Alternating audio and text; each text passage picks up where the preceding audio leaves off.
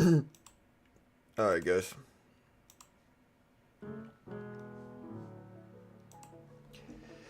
Good morning. Good morning. Hope you guys are doing good today. It is Monday. Let me wake up a little bit, guys. I'm sorry. We're here. Yeah, markets. Honestly, Nvidia bounced back on Friday, so a lot of stuff rebounded on Friday. That's dragging the rest of the market up. Apple. Let's put like the SPY up here too. Like here's the NASDAQ. So you can kind of see before we go out of this daily chart here, you can kind of see the bounce that we had. So it's not like the biggest bounce we've ever seen, but it is a rebound back up. Honestly, it still kind of correlates with the bottom of this trend line here. But here's the bounce that we saw on Friday. You can kind of see the bounce here. Look, this is it. So here's the drop that we've been facing for the last few weeks. And then here is the bounce that we saw on Friday. What's up, Pascal, Lost, Ray, Mo, Faye, Pawn, Rock, Sam, Jay? What's up, guys? Good morning. We're here.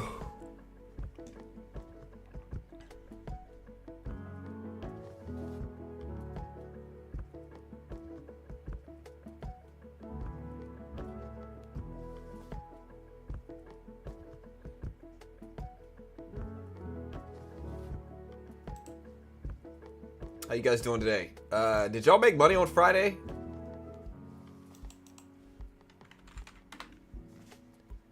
Let me do a poll here. This week we got a lot of stuff too, man. Today we got ISM Manufacturing PMI. Wednesday we got the non-farm employment change data and ISM services data. Thursday, we've got jobless claims. Friday, we got non-farm payrolls, unemployment, and Jerome Powell speaking. So we got a lot of stuff going on this week. Are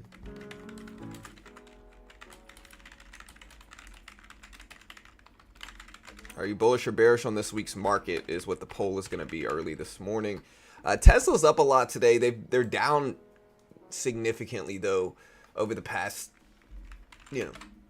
couple weeks, even at the 303 level. I mean, if you look at an hourly chart, this is an hourly chart on Tesla, you can kind of see they started off at like, really they hit almost 500 a couple months ago. If we put a 4-hour chart up, yeah, they hit almost 500 a couple months ago, and they have had one of the biggest downfalls in stocks over the last year. Yeah, they dropped 40% basically, which is a huge percentage. It's a big percentage.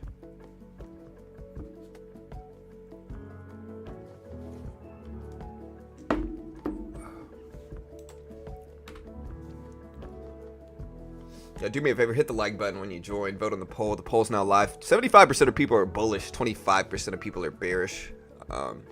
Tesla's up, Microsoft's up, Nvidia is up.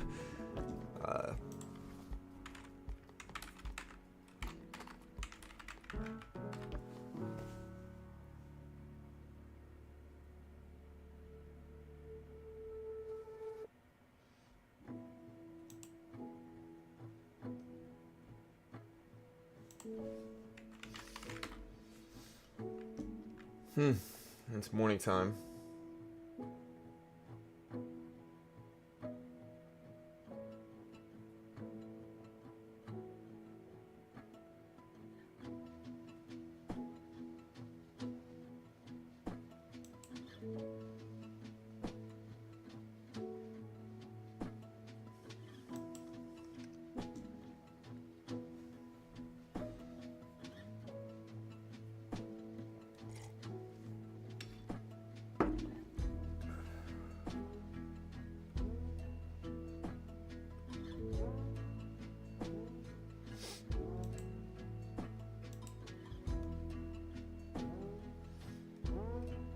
Alright, guys, so let's see what the market gives us today, man. Honestly,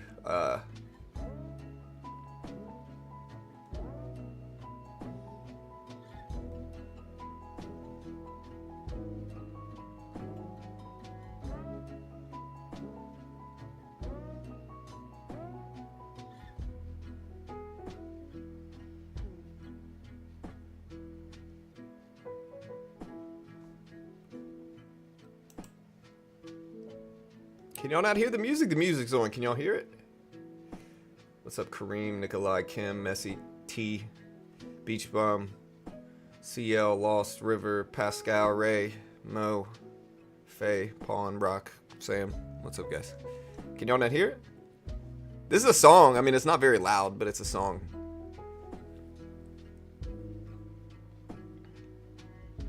Which country do you love to travel to? Canada.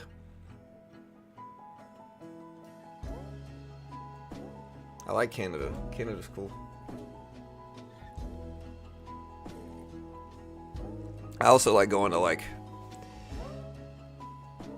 Costa Rica. Mexico's cool too. A little sketchier, but Mexico's cool.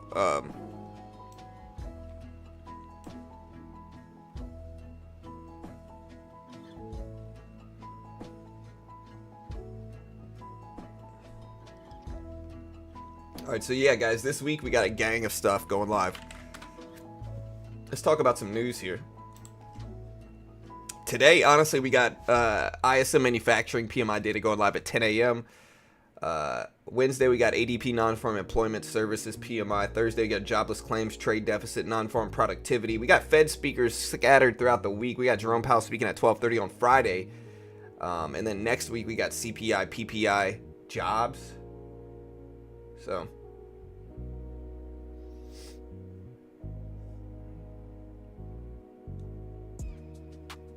last week we had GDP come out.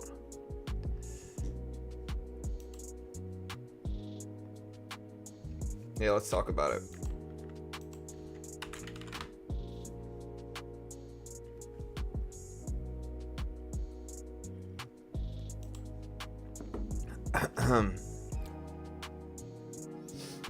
All right, guys, let's talk about it. So, as of today, Monday, March 3rd, stocks are poised for a cautious start after running up a lot on Friday. Futures indicating modest gains ahead of a week filled with significant economic data releases and trade policy developments. So the S&P is only up 0.2% today in pre-market, signaling a potential rebound from Friday's February's 1.4% drop in the S&P. Dow Jones up 0.1%, NASDAQ up 0.3%. Today we got ISM Manufacturing PMI data scheduled for release. This index will offer insight into the manufacturing sector's health. A reading above 50 indicates expansion in manufacturing. Below 50 indicates contraction in manufacturing. Set for Friday, we have non-farm payrolls and unemployment data. Its key indicator will provide data on unemployment and obviously employment as well with the payroll numbers. Payroll numbers are much bigger than the unemployment rate, but both are still pretty relevant. But you know, the payroll numbers are going to be what you probably want to pay attention to with all this stuff going on. You probably want to watch the payroll numbers more than anything else. Those will signal economic growth, like whether the Fed fears inflation. Like higher payrolls can signal inflation problems, so it's something you probably want to tune into as well on Friday. We got the tariff news going out this week. So starting tomorrow is when the tariffs are supposed to take effect. The president and his impending decision on tariffs affecting imports from Canada, Mexico, China also heightened market volatility last week. The potential for a trade war raises concerns about global economic growth. Taking a look at treasury yields this week. You know, treasury yields, I think last time I saw them, they were dropping some here. So yeah, so treasury yields have been decreasing really since the beginning of January. Since mid-January, treasury yields have been on a downward slump, indicating, you know, a more dovish Fed. So when this is basically hawkish or dovish right here. So if you want to watch bond yields, you can see where interest rates are heading, with bond yields going down to 4.2%, which is roughly where they're at now. That means that interest rates are probably going down as well. That means people are more dovish is what this ultimately means. So yeah, more dovish Fed, more dovish sentiment around everything. And again, you can kind of see 10-year bond yields are at 4.23%, so they're down some. So yields have risen on a risk-on sentiment reduces demand for government bonds. So that's why bond prices go down when yields go up. 10-year Treasury note increased to 4.28% on Friday, reflecting investor optimism. Did they really? Let me see. Hold on. Let me go back. Ugh. I'll put a 5-minute chart up here. Yeah, so bond yields went up Friday, but they're down today. So this is wrong. This reflects a risk-off sentiment on investors. Yields are up, bond prices are down. This week we got Target earnings. Tesla is up 2.5% in pre-market after the CEO Elon Musk expressed optimism about the company's profit potential over the next 5 years. And then on Tuesday we have Target earnings. We got Plug Power this morning that already released, I think, huh? And then tomorrow we got Target, Best Buy earnings. CrowdStrike in the evening tomorrow. Nothing big, but still all relevant enough.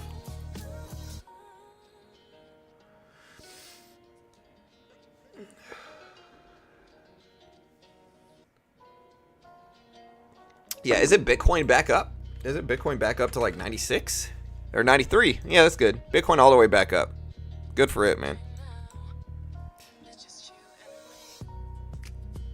Bro, would you buy a U.S. citizenship for $5 million? I mean, no. I'm a U.S. citizen, bro. I don't. So I wouldn't, of course, buy one. If I wasn't one, you mean?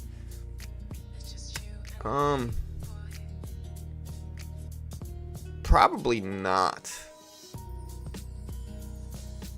Like, I get taxed a lot here, bro. Like, you know, I pay hundreds of thousands of dollars in taxes living in the U.S. Like, it depends on where my home country was, to be honest. It depends on where I'm from. You know, there's some places I definitely would, and then there's others where I'd probably just chill at home. And, you know, so.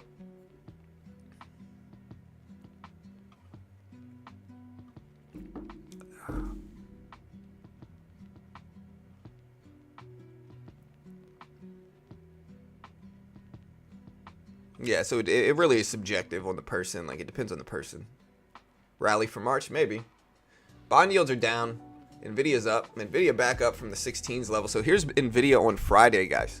So Nvidia opened up on Friday all the way down at 116. So you can kind of see that level right here. Look at 116 level on Nvidia right here. It rebounded all the way back up. It's now at 120s right now, kind of dragging the market up with it here. If we look at the market now, you know, Nvidia now at 124s. So dipped a little bit, but still up a lot. Still technically right on the day, but very green over the last 2 days specifically here. Tesla is up because Elon Musk gave out good outlook for for the Tesla stock. Elon did a quote, said something good about Tesla. All right, so the White House said the president is going to make an investment announcement today. Occidental Petroleum announces offer to exercise warrants at a temporarily reduced price of $21.30 a share and would get net proceeds of about $1.6 billion. Microchip Tech announced additional restructuring actions to shut down Tempe Fab 2 in May 2025.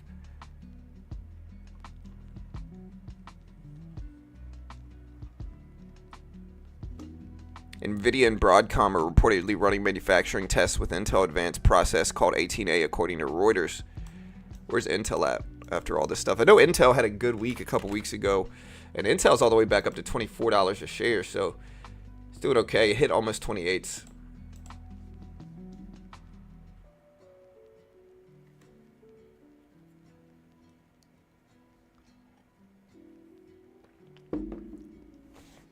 Yeah, I mean, I'm complaining about my taxes, but I'm very blessed to be in the U.S. The U.S. is like it all has to do with standard of living, right? So here in the U.S. we have a very regardless of what anybody else says, we have a very high standard of living here. Like, even what we consider low income here is going to be higher income than a lot of other places around the world. And so, you know, the whole world criticizes the U.S. That's normal.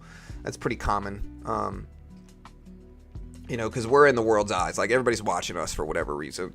And we're one of the world powers. And so because of that, you know, people are hypercritical on the U.S. But in the end, we have a high standard of living as well here, you know. So I don't want to get too deep into, you know.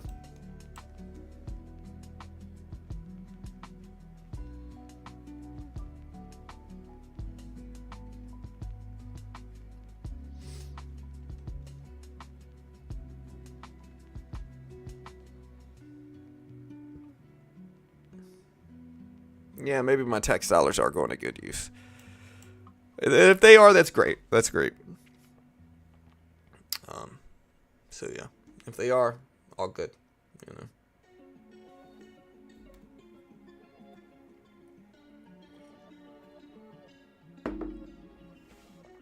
All right, guys. So again, we got to take a look at the what else is moving today? Apple. Let's take a look at Apple. Apple up still after Friday's big tech bounce. Apple at 242s. Microsoft also up pretty big, almost back up to 400s. Microsoft fell all the way down under $400 a share though. That's a pretty weak drop. We got Google all the way back up to 170s, doing much better. AMD still struggling at $100 a share though. Not really a big parabolic rebound or anything like that. So that's not good. What else we got? Netflix still under 1,000, but bounced back a little bit here. We got Tesla obviously at 304s right now, 305, 305s, 304s. What else we got? We got Meta here, still at 670s. Meta's had one of the biggest drops in tech. If we look at Meta, put a 20-day chart up. Meta's down from 740s to 670s. Very big drop for Meta. Very big decrease here.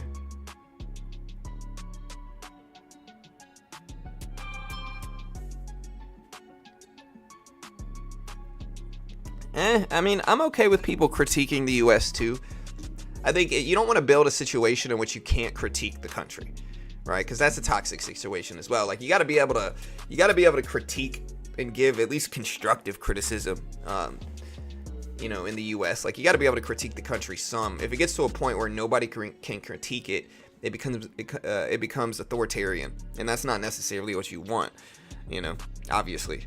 You gotta be able to critique it if you want to get stuff done too. So like I'm okay with critiquing the country you're in, like that's fine. Like critique it if you want,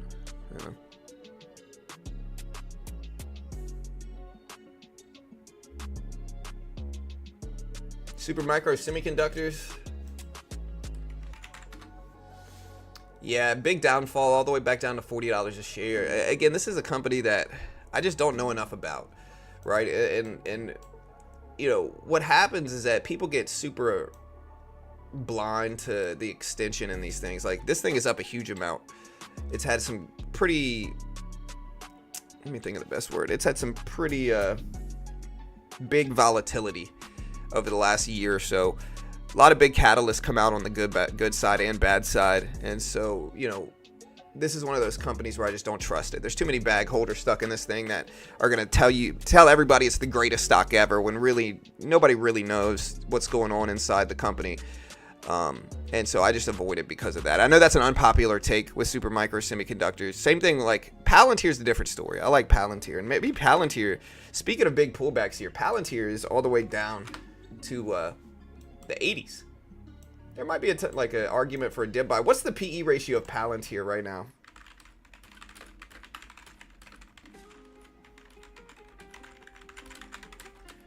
$87.62.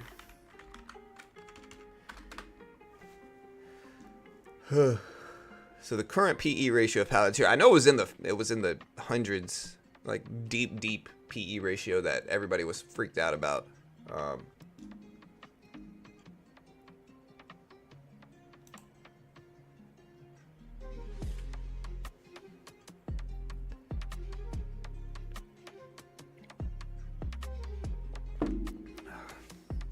When's our next economic data? So our next economic data is at 10 o'clock today. It's ISM Manufacturing PMI.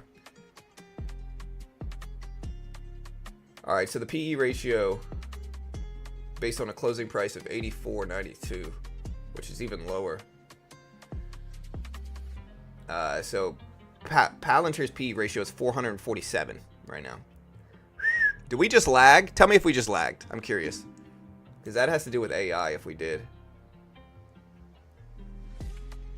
Yeah, look, guys, I'm not one of those people who are gonna be one-sided with all this stuff. Like, I think it's nuanced, man.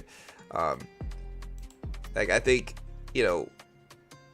we're a nation of immigrants. Like that's what we are, and that's good, right? That's what built the country in the first place. And so I'm supportive of immigrants. I'm not against them.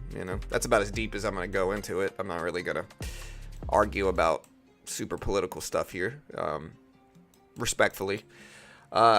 Anyways, Tesla at 302s, chat. Again, ISM PMI might actually move the markets because of all the stuff going on today too, or all the stuff going on this week. ISM Manufacturing PMI is big.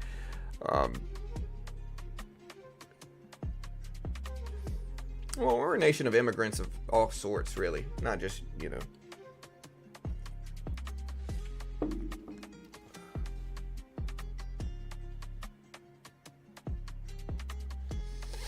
Yeah, I don't know if I'm going to be able to use Chat GPT while I'm streaming anymore. I might need more RAM in my computer.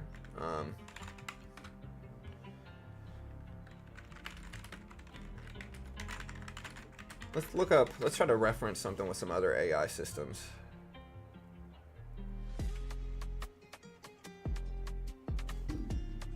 Yeah, we're still kind of lagging a little bit here. Let me get out of there.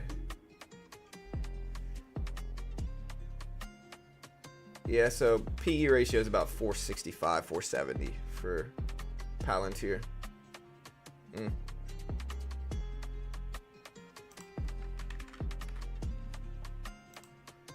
All right, guys.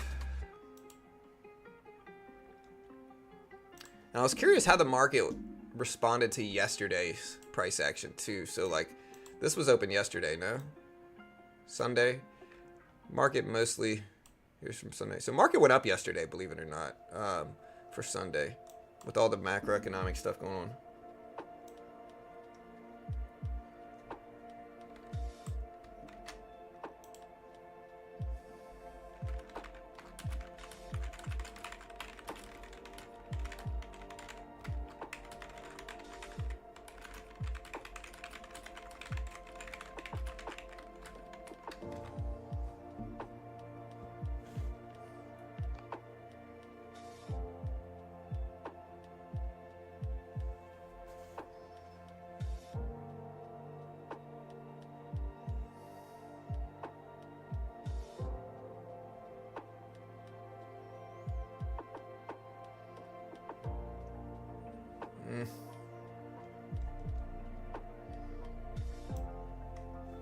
Yeah, I don't know. So Grok doesn't have real-time news. I think GPT does. Oh, let's try Bing AI.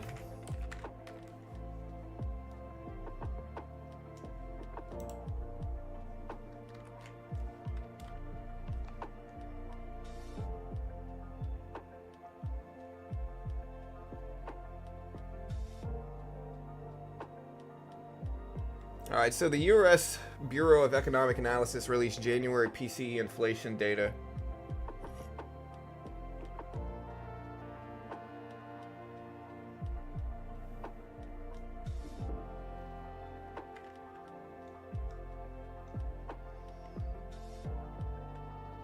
Yeah, so they all say they built it, but I think one thing I'm gonna have to do with AI here is I'm gonna start to exit out of some of this stuff, dude. I got too much stuff.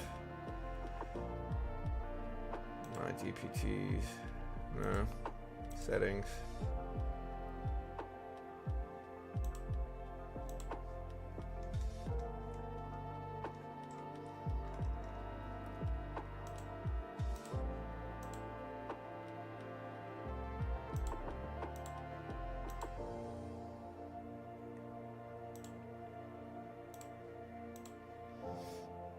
All right, guys, so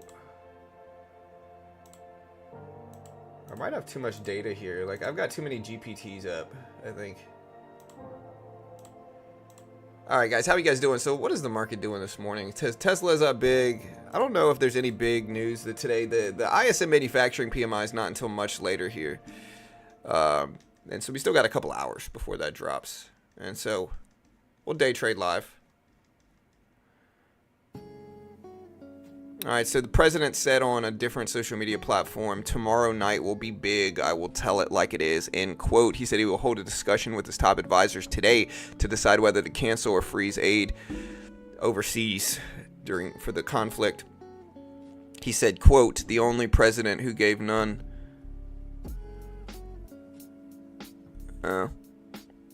Yeah, a lot of drama going on for that type of stuff here.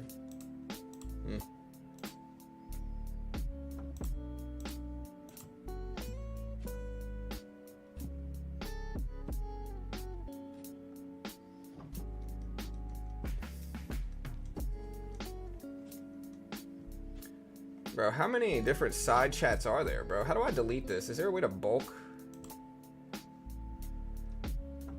delete these? I'm gonna have to go through all of these, man. Damn. Delete.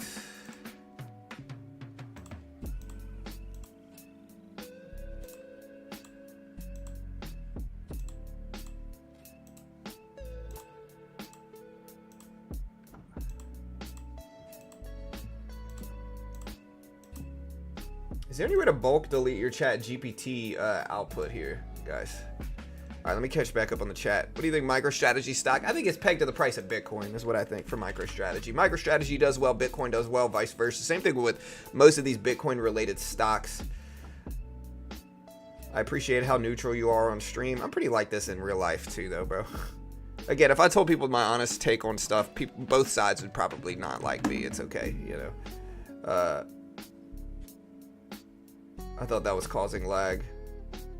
Yeah, Bitcoin all the way back up.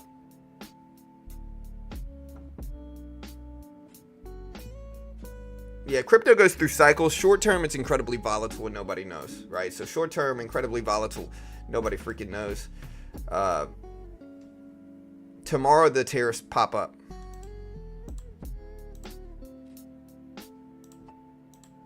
Right? So tomorrow, the tariff stuff pops up.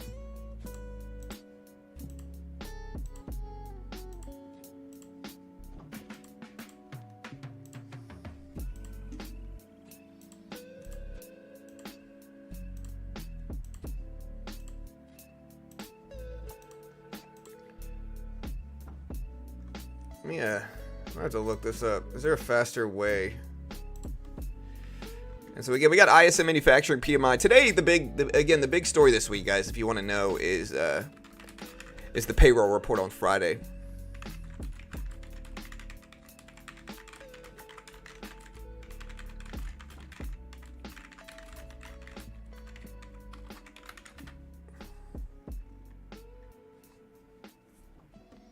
Okay, gotcha, Pawn. Let me open that up, bro.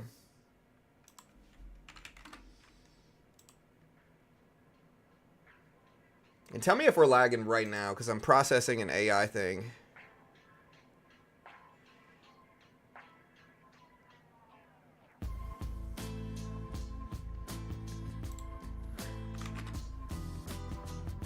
Yeah, no lag here. Okay, good. Yeah, so we got regular manufacturing PMI at 945, ISM PMI at 10.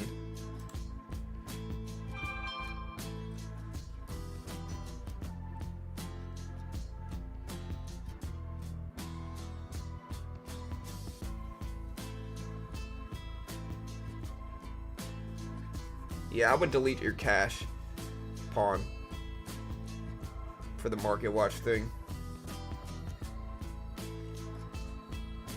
Alright, so yeah, NVIDIA and Broadcom are testing chips on Intel manufacturing tests. Kroger is down. Microsystem shares climb on reported takeover interest. Boston Scientific is going to buy the rest of Sunny V for 360 mil. See, are we? Let me know if we're lagging like right now. I don't think we are, but like, dude, my GPT is like completely.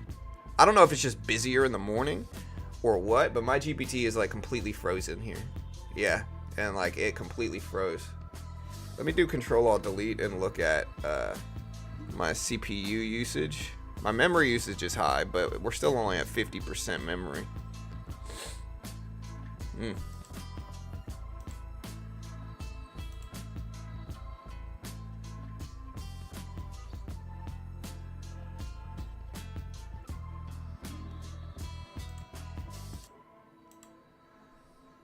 Weird.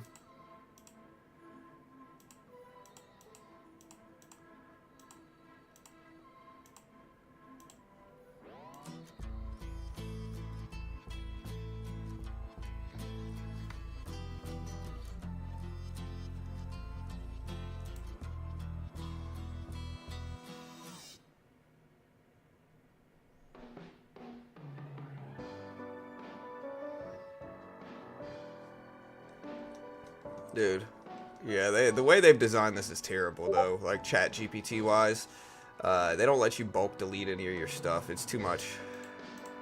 Like, I gotta just manual delete all this stuff, dude, which is kind of crazy.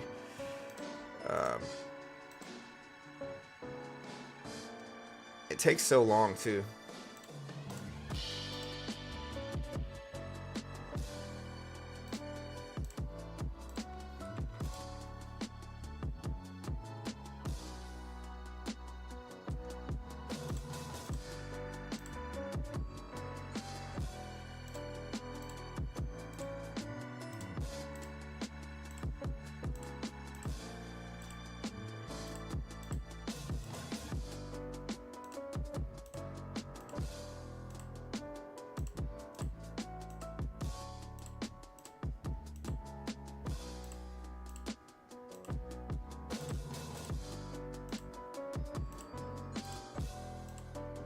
I'm trying to delete some of this stuff too, but all right, guys. Whew. Okay. Yeah. GPT is having issues. You need to be able to stop in the middle response, and now you have to regenerate. Yeah, for sure. That's what's going on. Hey, what's up, Beach Bum? Y'all go check out Beach Bum's channel. Great swing trading resource. Y'all go give that man a subscribe. Is he really tweeting right now, bro?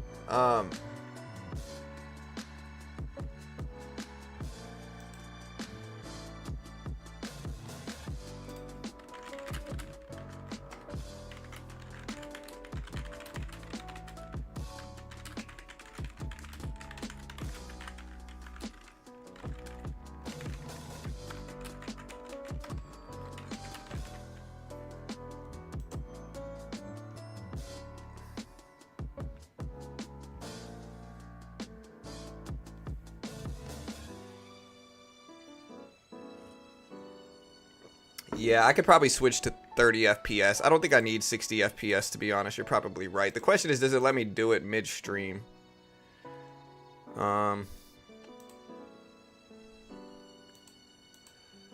Which I don't think it does. I have to end the stream to switch it. So I'll do it next stream. But you're probably right. I think that's probably a good idea. Especially for earning streams. Yeah, 100%.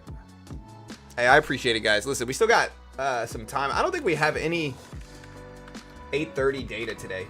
We're going to trade a little bit very soon, too. So we're going to get ready to trade some. Yeah, we don't have any 8:30 data. We got 9:45 and 10 data, though. So ISM services. Again, the market's up big. I'll give you guys a rundown of the news that we got already. Again,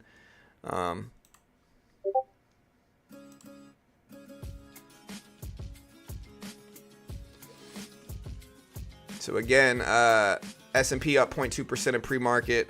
Is it really? Let me make sure this is accurate. So it says the S&P's up 0.2%. Let's take a look. I'm pretty sure what AI does is it just looks at the previous closing price. Okay, that's probably right on the Q. Let's take a look at the SPY. Yeah, this might be right. Okay, yeah, that's probably right. All right, Dow Jones up by 0.1%. Let's take a look at the Dow. Oh, Dow, yeah, that might be true. NASDAQ up 0.3%. ISM PMI is scheduled for release. Honestly, I guess it's pretty accurate.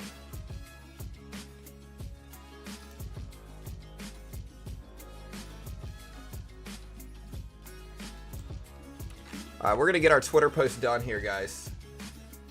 So if you haven't already, follow me on Twitter.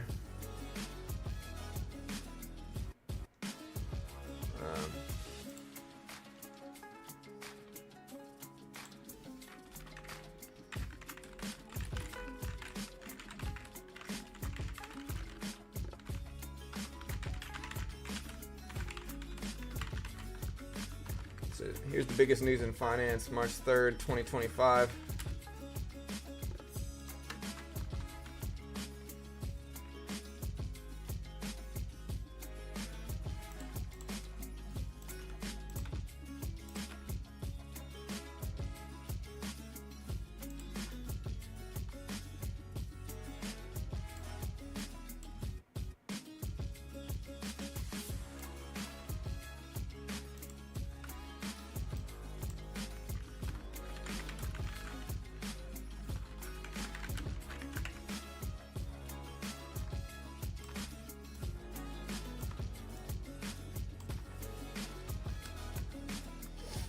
All right, guys, so we got our big stories today.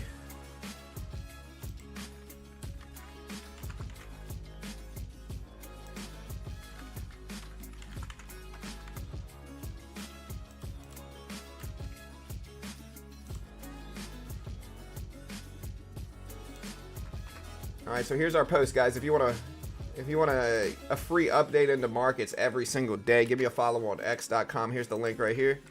Yeah, all good, Beach Bum. No worries, brother. There's the link right there. Give me a follow. Great way to help support your boy here in this channel. We'll do another one a little bit later on after ISM Manufacturing PMI drops. But yeah, bond yields went up a little bit yesterday. They're down still today, though, and that means interest rates are falling. Sentiment around that is falling. Yeah.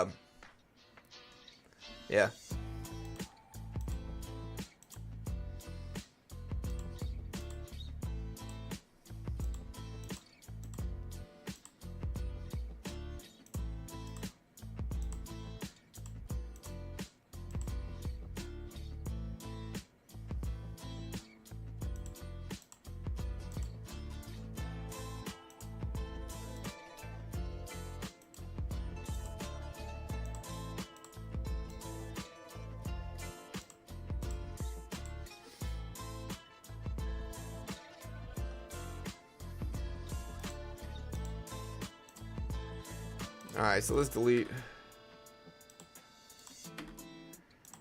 I figured out a faster way to delete stuff, but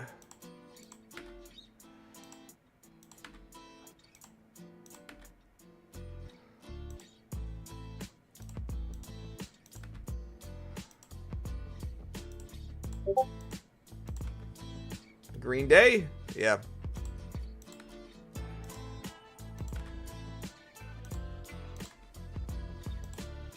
Dude, you could ask AI anything. I see it. Like, I used to ask it about jujitsu moves. Like, hey, can I do a knee shield?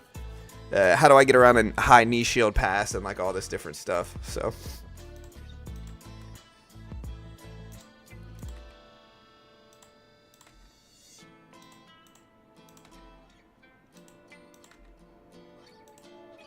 but I've also got a bunch of nonsense on here.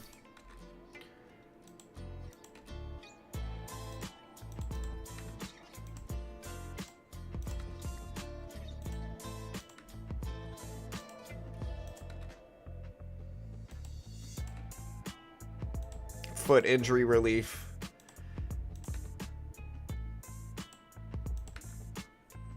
Do you ever trade Bitcoin mining stocks? I don't really trade them. I think sometimes I'll invest in them. Honestly, I don't see a point in it. A lot of the time, I just, if I'm going to do something like that, I just buy Bitcoin. You know what I mean? Like, it doesn't make much sense to me to, like, invest or to trade Bitcoin mining stocks, which are a little bit more volatile than Bitcoin itself. You know, there's a little bit more, like, it's just harder to make money for me personally, investing in stuff like that. I would much rather just invest in Bitcoin. It's a little bit more direct, if that makes sense. Like, everybody's different though, so.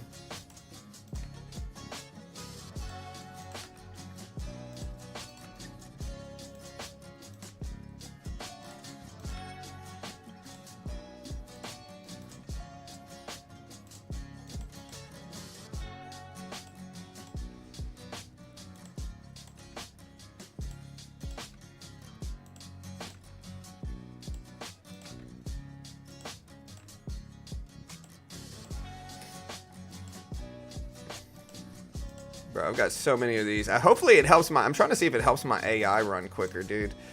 I'm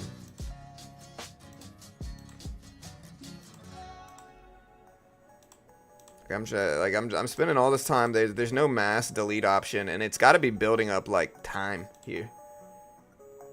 Hey, what's up, Mitch? How you doing, brother? Good to see you, man. Good to see you. Hope you're doing good, bro.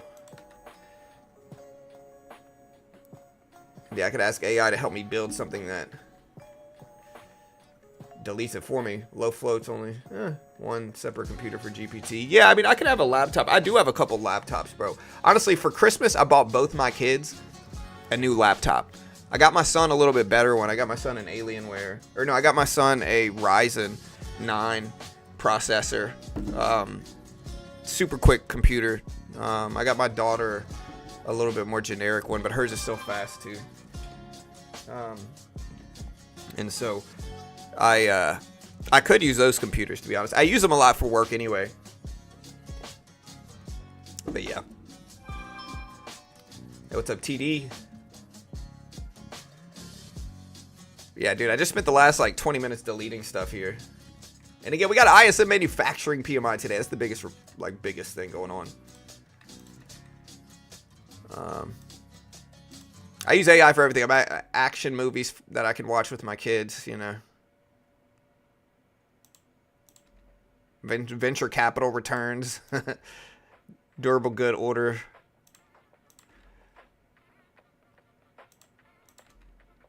Yeah, and then we got Jerome Powell actually speaking on Friday too at 12:30.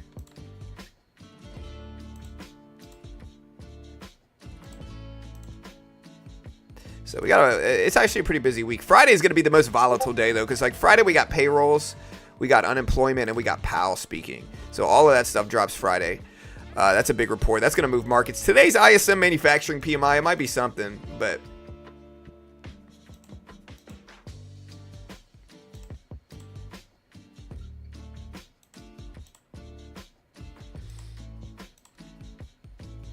where's Abercrombie and Fitch stock, bro? Like I know that one has been on one of the craziest squeezes we've seen.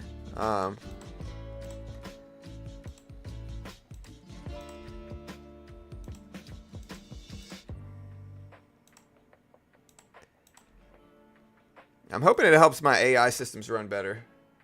Supermicro had actually made a win. Isn't Supermicro down pretty big? It's like down to 40s, though, right? I thought that's what it is, down to like 40s or something. All right, I'm going to have to exit out of this later. So I cleared a lot of stuff out of GPT. Let's re-ask it something, huh? Let's see if it does it better. Let's see if it lags. All right, guys, so the Dow is up. There's NVIDIA. We are going to trade. Let's trade. You know what? I'm going to trade some here today. Let's do it.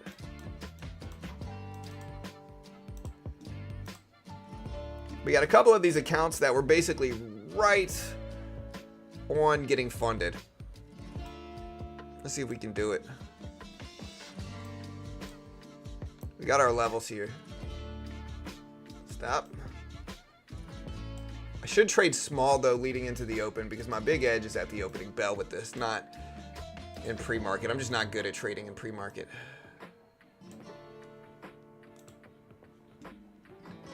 Let's make this a little bit larger here and then stretch this a little bit thinner into there and then bring the price action back.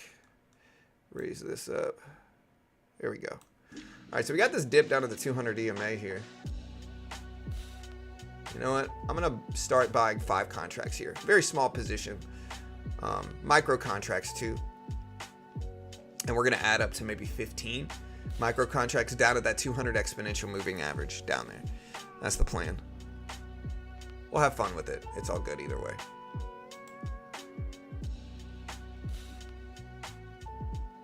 Yeah, I've tried it, guy. It's okay. It's not like my favorite, to be honest. It doesn't have real-time data, so its data is the least accurate out of some of the ones I've used. You know.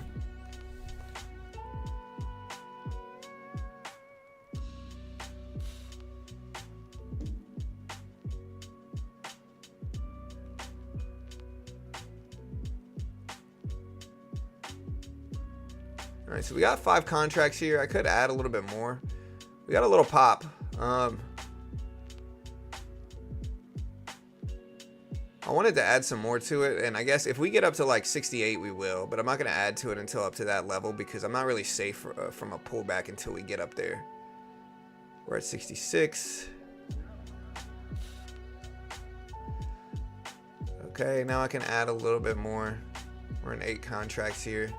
And we'll add on this little dip, make it 10, so we can get out in 5 contract increments if we need to cut it quick.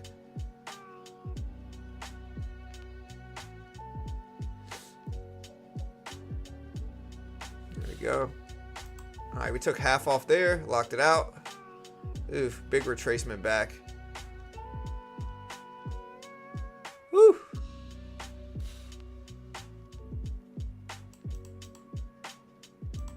All right, we locked another 3 out. We got 2 left. Another one. I got one left. We'll let this one ride.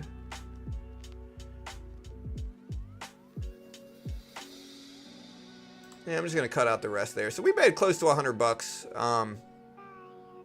Like $80 or $90 there. I'll take it. It's like green on the books. So not too shabby there on that trade. First trade of the day. Yeah.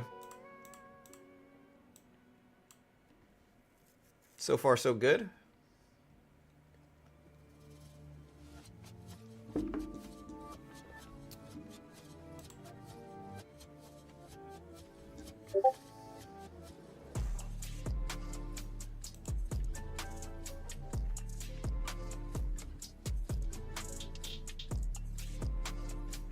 Yeah. Southwest Airlines VP of Cargo, Wale Dev gonna retire. So we got him.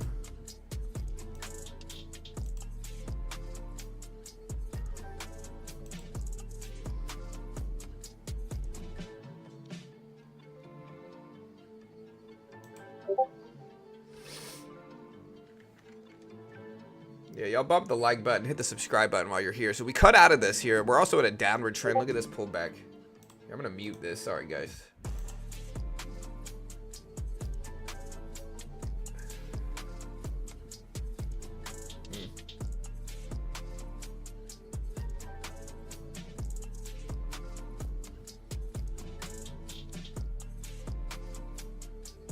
Interesting. All right, so look at this big pullback, guys. So big dip. I need a little bit more to get that 200 exponential.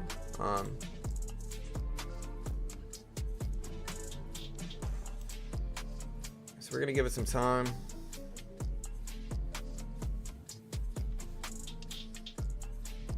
Looks like we got out of that one just in time.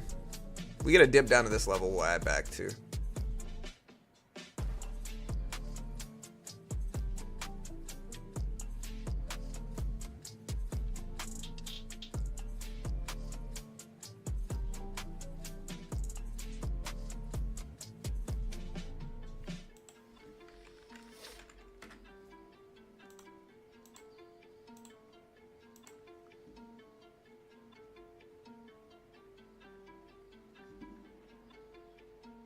I need a little bit larger dip. I'm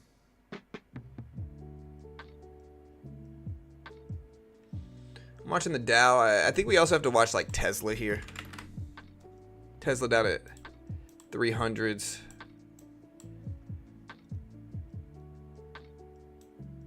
I'm gonna buy a little bit more here. We bought 5 contracts. We'll add a little bit more. We got a cushion on the day. We'll do the same strategy where we'll wait to get nicely green and then add more into it once we are. All right, there we go. That's green enough. We're in 8 contracts. I don't think I'm going to add any more to this. There we go. We'll take half off there. Looks like it was just in time.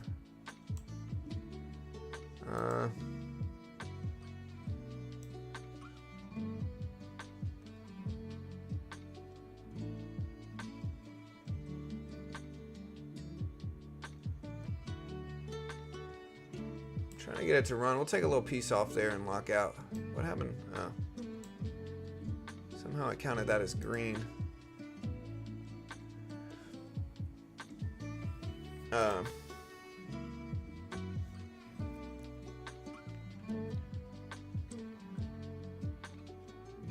We're gonna add some more here. I need some larger size, but I don't mind buying this dip. Tesla's getting a little pop up here, so we're gonna add more on this dip. A little risky, but you know, we're already up over 100 on the day on this account, so we got a cushion that we can play with.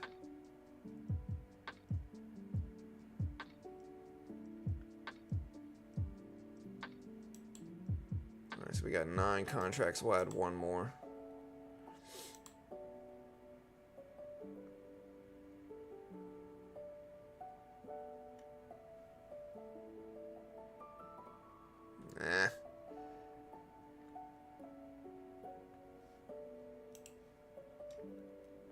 Hey, what's up, guys?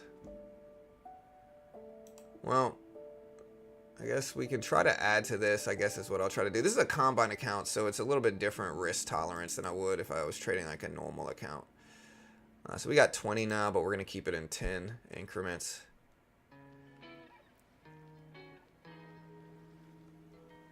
So we're basically flat on the day, even with this trade. Although I would love a bounce here.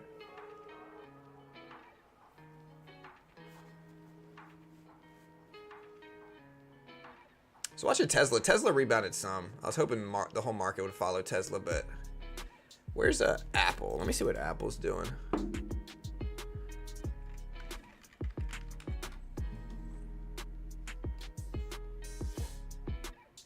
Popped right back up. Now we're basically flat on the day.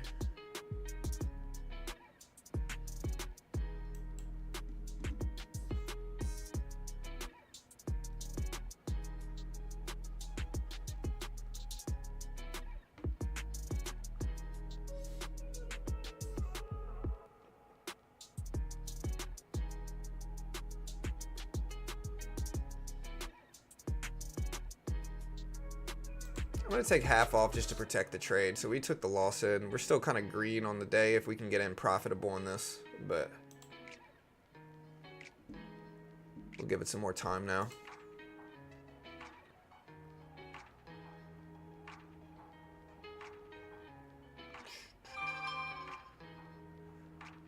Trying to maybe add to this too, but we got to get a nice little bounce. I wanted to buy around this level. We just dropped a little bit too much. 5 contract increments I think is a good low level here, and if we get deep in the green we'll add our size right back. There we go.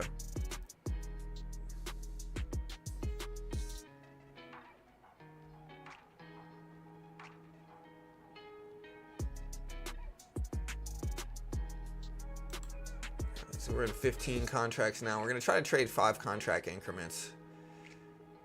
I just got to be careful for this turnaround. Yeah, we gotta cut it. Well, too much of a downward trend, I guess. I was hoping we'd get a longer term upward trend, but it's all good.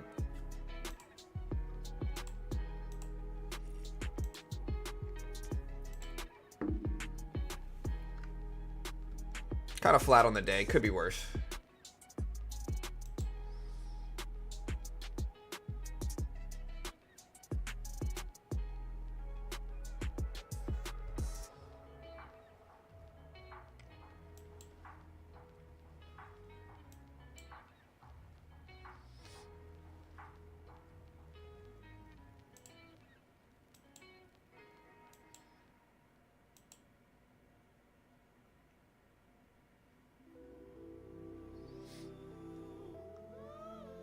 Alright, so here's that 200 EMA level. I might try to get it back on this, but we'll give it some time and wait.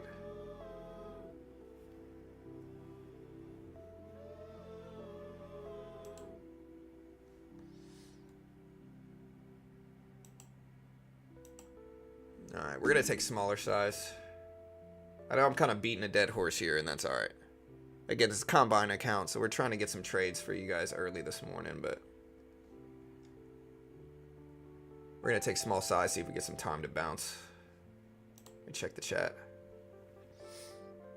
PCE came out last Friday, and so this is like the most recent economic report here. We got ISM Manufacturing PMI. I'll put that number up.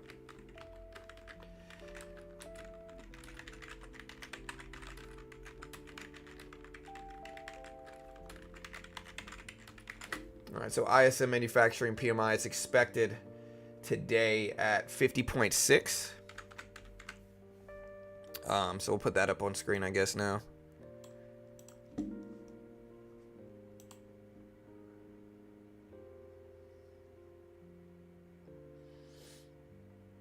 we're doing good here. I really like this bounce zone, but we need a little bit more.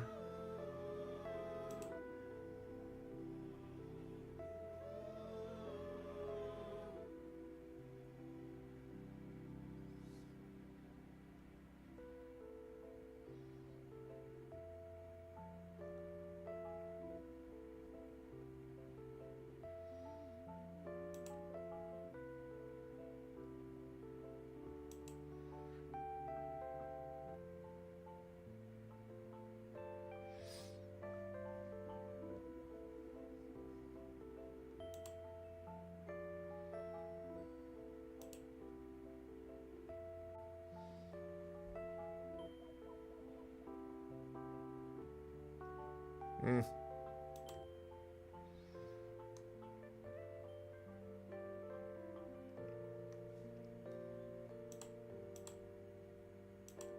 we got a couple contracts here. We ended up making a little bit more in a separate account too, and I can add back to this one. 4. We'll leave it at 4. We're just kind of like trying to slowly chip away at this one. Another one we're up about 150 on the day, so just kind of slow and steady. I tried to put some calmer music up. Look at Nvidia start to run here too, so this should be good for this trade. This is the bounce I was trying to catch the whole time anyway.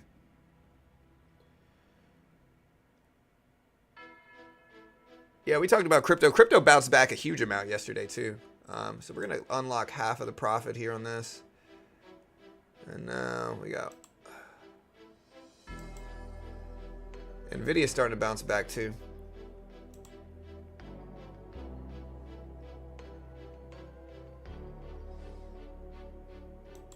Alright, so we got out of there. If we get another dip, I'll add back too.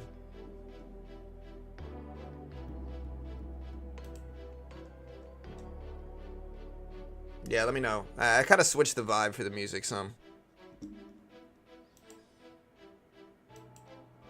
Alright, we're buying this dip here again, and we'll buy it down to 1040. Again, remember though, chat. Not an investment professional. I'm not liable if you lose money. Always make your own assessment. Trade responsibly. Understand CFTC 4.41 hypothetical or simulated performance have limitations. I have no freaking idea what I'm talking about. If you copy me, you might lose. Don't do it. Don't copy me, guys. Definitely not this morning. All right, look, we'll buy down to this spot here. Let's see if we get a pop. Again, if you want to check out Top Step, I'm trading on Top Step's funded account program here. We're going to unlock half of the profit there. Again, if you haven't already, check out Top Step. Top Step gives you a demo. They test your skill with a demo account first. It's a great way to learn how to day trade. Everybody thinks they're going to be some type of pro day trader when they first get started. In fact, most people actually just lose thousands of dollars. And so it makes absolutely no sense to risk thousands of your own money in the beginning. Almost all day traders lose. And so instead of doing that, you can try something like this. Number one, it'll teach you how to trade. They give you a 50K demo. If you can make 3K in profit without losing 2K on a demo account, they fund you 50K with a 90% split, and they pay out millions of dollars. They paid out almost 200 million since 2020. They fund thousands of traders, millions in withdrawals. Just a great way to learn. And it's the best of both worlds. If you lose, you're out 50 bucks. It's not the end of the world. But if you're good enough to pass it, 90% split, you get to keep your first 10K in profit once you're funded, and then 90% split afterwards, and that just makes sense. And again, if you use my link and go to TopStepX, there's 0 commission, so I can take these little micro contracts with no commission and a tiny amount of fees per contract, and it just makes sense. It makes sense. It's the best conditions, and it teaches you how to trade. And in the futures market, you can day trade the S&P, the NASDAQ, the Dow, the Russell, gold, some currencies. Patterns are very similar to blue chip stock patterns. No PDT restriction in futures. It's just where most pro day traders day trade, is the futures market. I'm gonna sell another one here and then probably just lock in the rest there. Again, if you want to check it out, here's the link.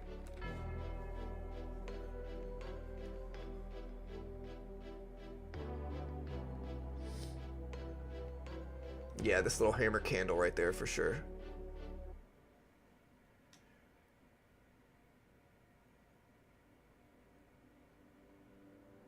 Yeah, I like this level here too, this 1040 level.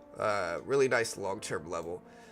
The 200 exponentials right there. I've been using, Mitch, the 200 EMA so much, dude, in my trading. The VWAP is good, but the 200 EMA is better, I think. Look, I've kind of grown. I still use the VWAP, don't get me wrong. But like after checking the 200 EMA on a 1-minute chart, super highly watched level. I love using it for my trades. And I've just been kind of like, the system I've used recently is I've just been kind of building levels. So I build levels. If we get confirmation into said levels, then I'll add them to the chart. And I just play off of the levels that I build. Like right here, we got another one.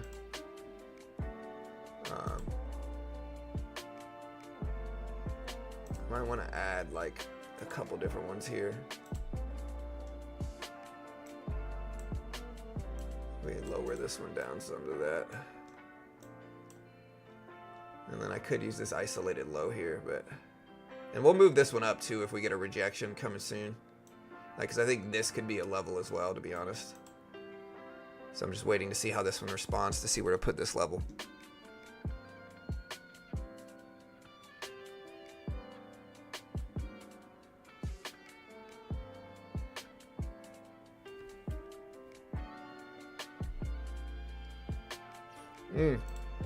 Yeah, appreciate it. Let me fix my top banner.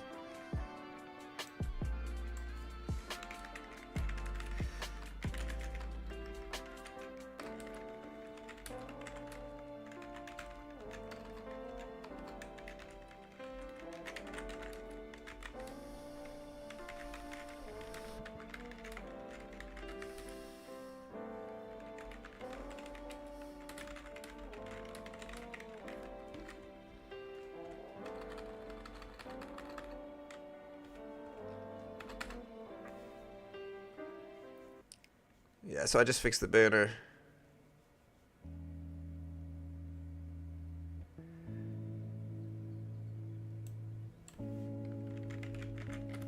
Let me see.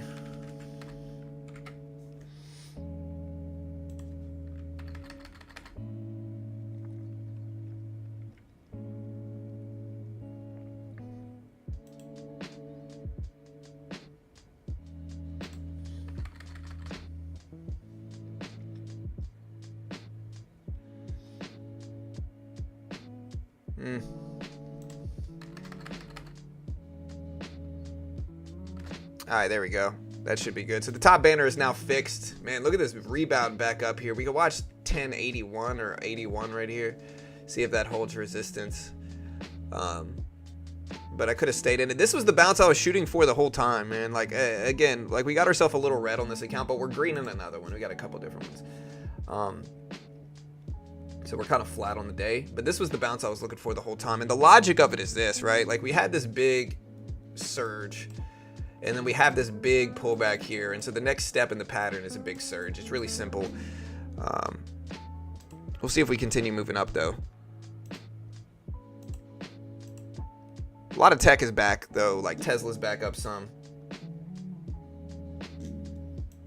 I'll show you guys. Yeah, so this is the one we're green in today, too. We're trading a combine because my trading sucks ahead of the before the open. Like if I trade before the opening bell, my trading is just not as good. It's just really not as good before the open.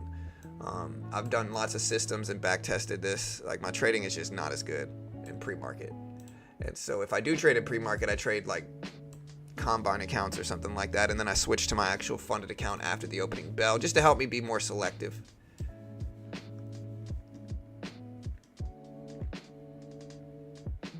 Yeah, I'm definitely top 3 greatest of all time pre-market traders, as well as the worst pre-market trader of all time. Look at this 1081 or this 81 level. We popped right off of it. Look at that. So, we'll see if this 65 level holds. If it does, we might argue like a dip. But I think one thing that we could get is rejection here, and then like a little bit of like choppiness, and then like a retest. I'm not saying that's what we get. I really have no idea. I'm just kind of speculating on the future trend here. I think we could get choppiness, you know, dipping and then retracing back up to test those tops.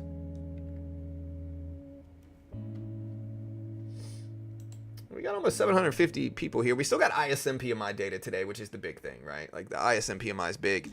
The tariff news is also big. So this week we have... This week we got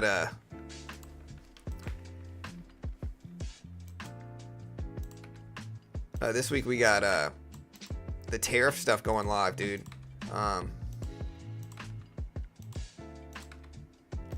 So the tariffs are supposed to take effect tomorrow.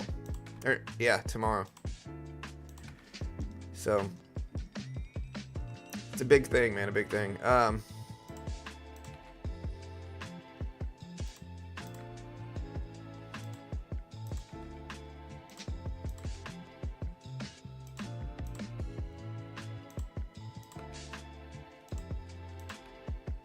Yeah, I'm trying to see if I am still trying to see if all these tabs open and GPT causes the lag. It's hard to tell. At the very least, it's probably using more memory.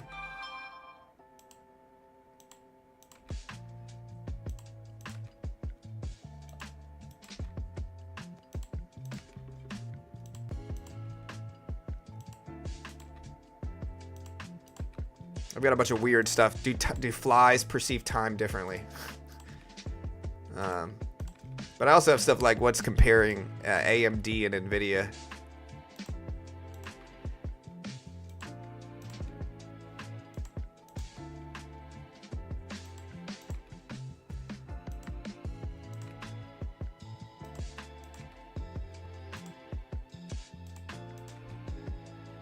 Tesla weight in the S&P. We got market news and insights.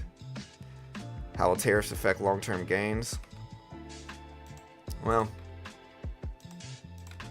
hold on, I'll get into it.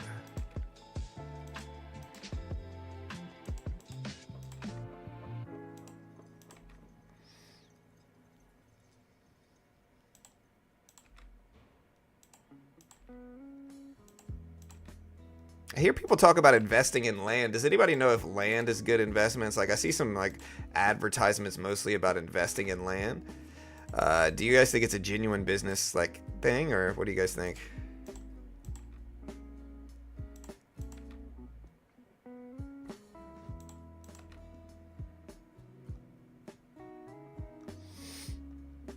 There we go. We mostly exit out of everything. Let's see if we run quick. What was the question I had? How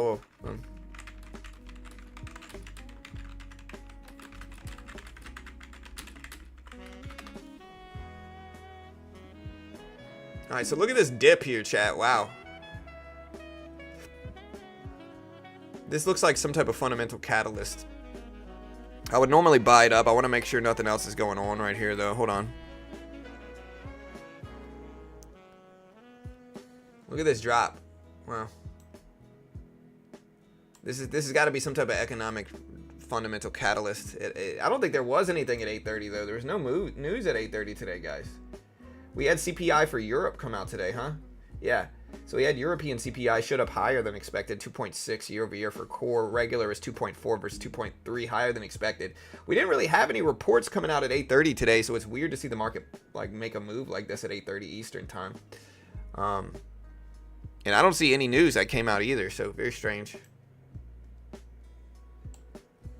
I was gonna buy the dip, but a little late.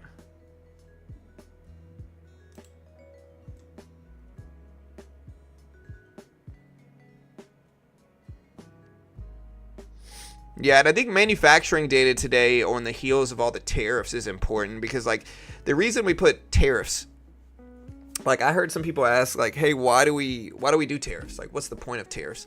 The point of tariffs is to make foreign goods more expensive so that Americans are encouraged to buy American-made products, right? So this is good for, like, U.S. manufacturing specifically, and with that lens in mind, I think we got to take a look at ISM Manufacturing PMI today at 10 a.m. because that's going to give us a gauge of where U.S. manufacturing is, and that's the thing that tariffs are meant to benefit. It also reduces trade deficits, so the U.S. imports more than it exports, leading to trade deficits. By imposing tariffs, the government makes imports less attractive, reducing the amount of money flowing out of the country and keeps it here. So there's benefits of tariffs, but the negative effect short term obviously is like inflation, right? We're going to have inflated prices. Other countries are going to charge us more retaliatory tariffs, and it's just going to be less effective.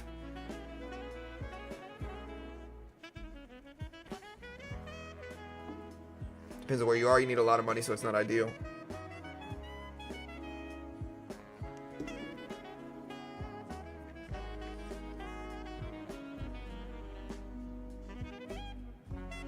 Yeah, I saw that tomorrow night will be big quote. We'll see what that means. Who knows? Hood is up 10%. Is it really?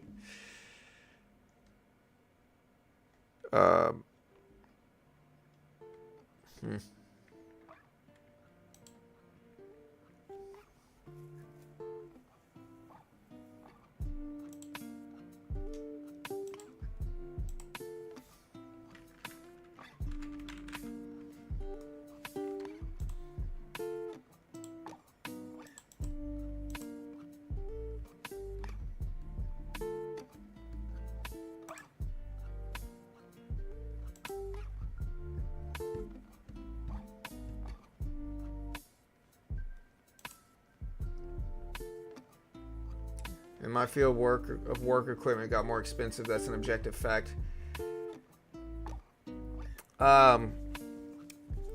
I mean, so it's hard to figure out. So 7.5. So what field are you in, and how did your things get more expensive? Like the okay. So he only took office a month ago, right? With that, or like a month and a half, a little bit under a month and a half. I should have bought that dip. Remember, I was thinking about buying that pullback. I was wondering if it was a fundamental catalyst of some sort. Look at that big retracement back up. I should have bought it right at the 200 exponential.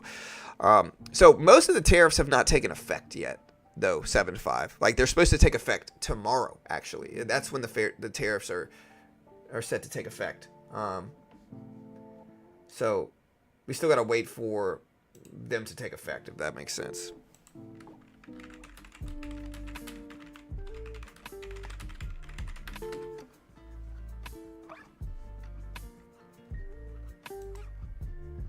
Should have bought that dip.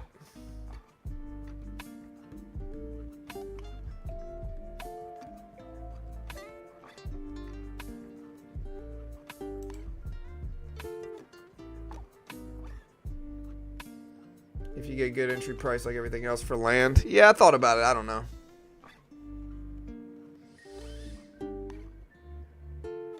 Look at this pullback here. I'm going to buy this 5 contract position here. See if we get immediately, like immediate bounce.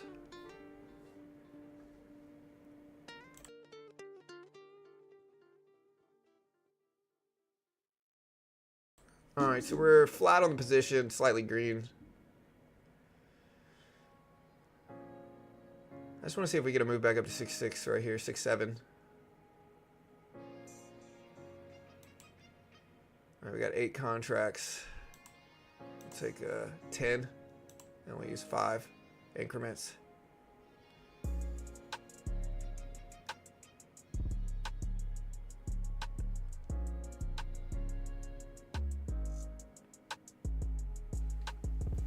And we got a nice little exit spot here.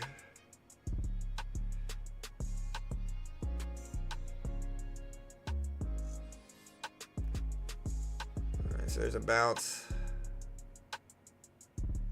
There we go. We shot back up. Right, we took half off, but we didn't really get a good fill. Or mismanagement maybe, but maybe just bad fill. It's better.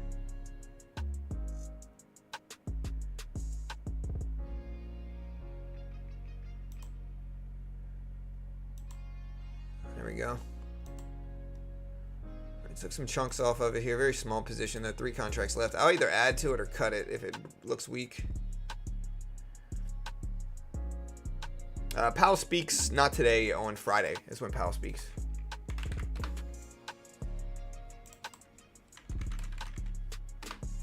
Yeah, so he speaks not today, on Friday.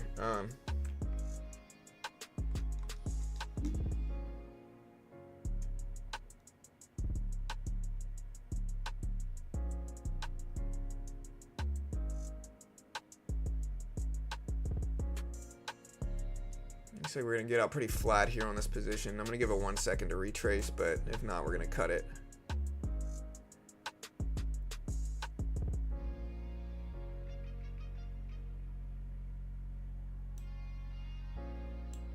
Yeah, so we're basically flat there, unfortunately. Still green on the day though. We're still up like 150.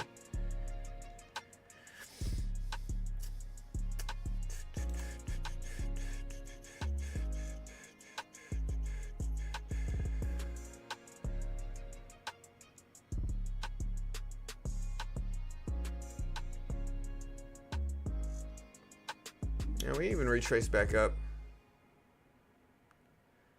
I'm more convinced this is going to crack down here, but who knows. Nvidia's kind of chopping over the 200 exponential VWAP level, so we'll wait.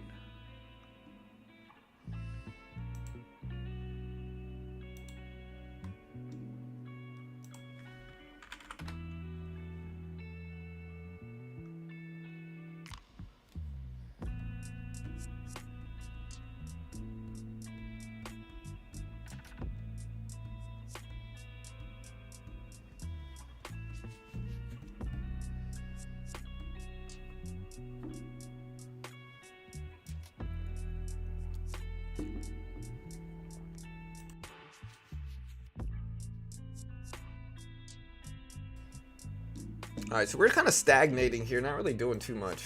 Looking at our poll, people, we asked people, are you bullish or bearish on this week's market? 65%, which is pretty split. Well, it's actually pretty, it's pretty weighted to bulls. Like, this is more weighted. Usually we get like 50-50. Sentiment is pretty mixed here, where we get some bulls, some bears. Today being 65% bullish is pretty deep. Like, that's pretty heavily one-sided here, no? What do you guys think? Bullish or bearish week?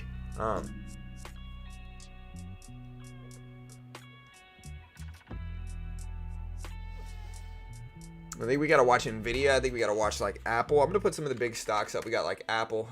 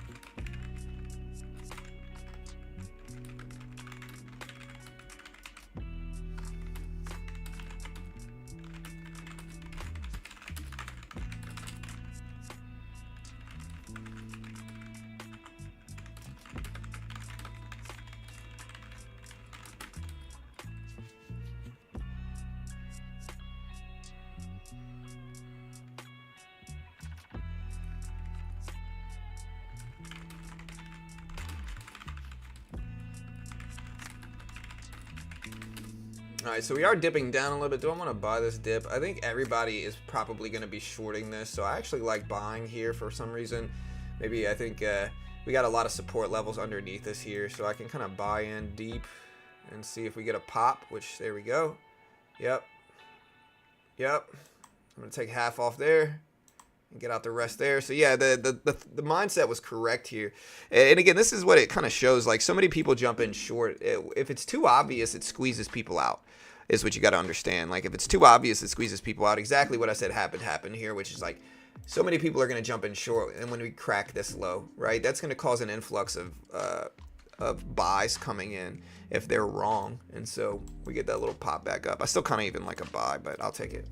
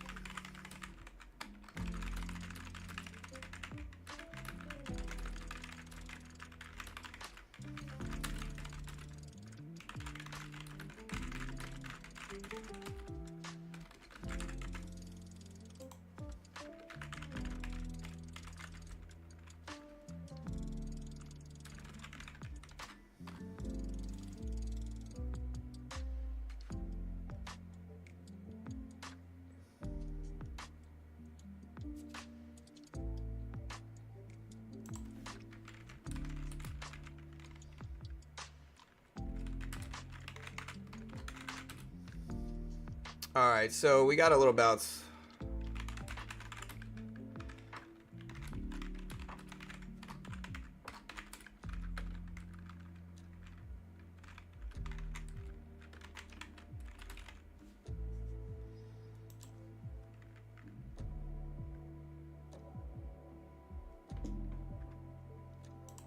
All right, so look at that dip. So we confirmed the support level here at 37s too. I'm just gonna wait.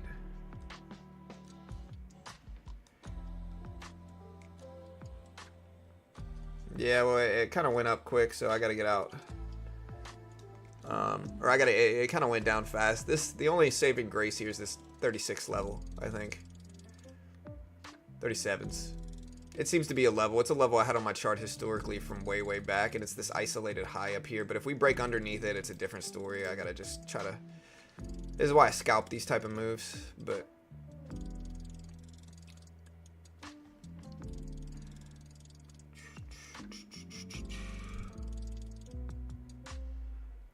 Yeah, look at the bounce right there at 37. So that's what I'm saying. Like, when I have a good level on my chart, I'll leave it up there. And I leave it up there because when, like, if people are paying attention at a specific level, they usually keep paying attention to that specific level, especially like near term. If it's something that recently happened, I don't mind attacking that level over and over again, because that means like there's some people interested at that level. And this is how, like, all things considered, most people are going to look at 2137 here and they're not going to think much of it. It doesn't have a lot of recent confirmations, but again, it's a historical level. And so look at this. We literally bounce precisely off of that level. And again, this is a level most people are going to look at. They're not going to have any idea to look at this level. This is why when you have good levels on the chart, you leave them there. Now, it doesn't mean it's not going to break down now, but we got the confirmation we wanted for it. So we're definitely going to leave that level up. Yeah, Bitcoin making moves here. All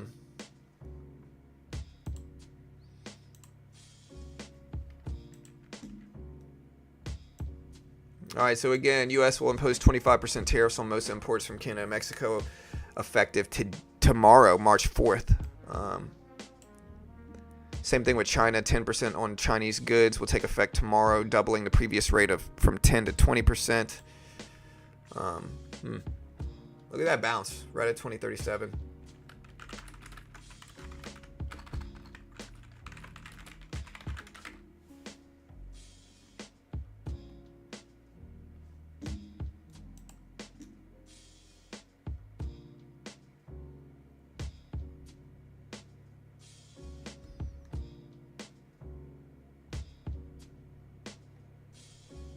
Let me know if we're lagging like right now, because this is like as GPT is processing specific things.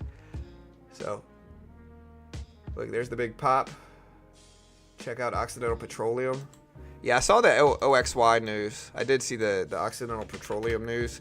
It's up a little bit, but not very volatile. The liquidity is low. No lag. Okay, good. All right, good. Yeah, sorry I keep checking. I'm just trying to figure out what it is. So Bitcoin's price has gone up almost 10% in the last 24 hours.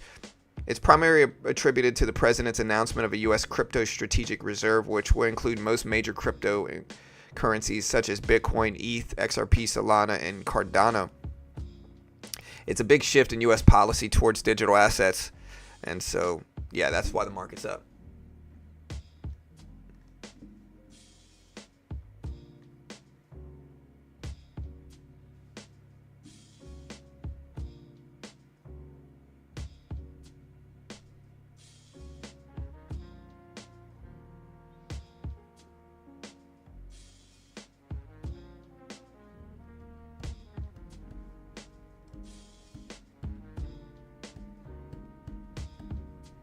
Yeah, so stick around, guys. We still got about 45 minutes until the market opens.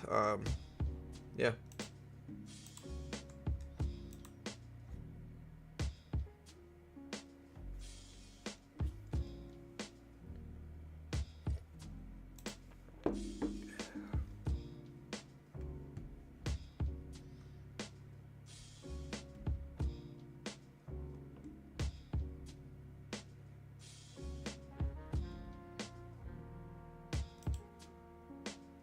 Hey, nice, Dan.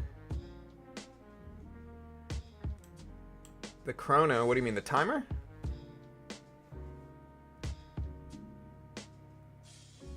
Yeah.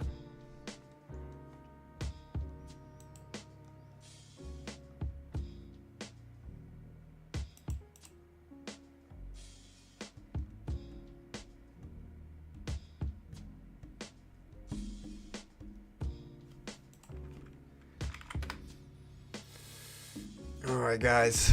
I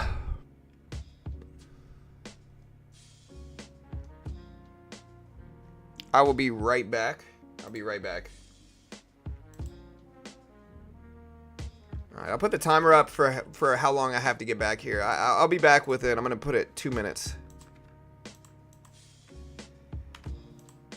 I'll give myself a 15-second window. If not, you can call me dummy all day, okay? All right, 15 seconds. If not, you can call me dummy all day. That's a deal.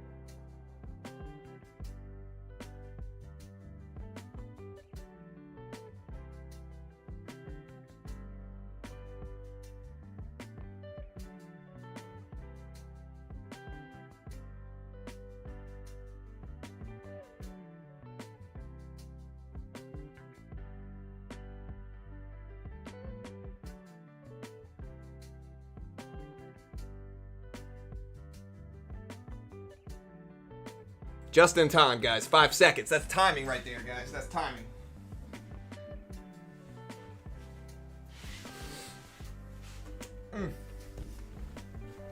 Look at that timing right there. Made it back in 5 seconds.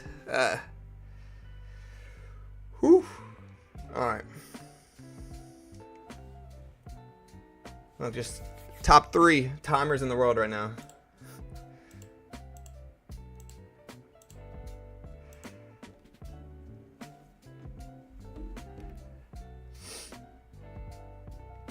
All right, so we're still pumping up. I want to buy this dip here. We're going to add some size into this.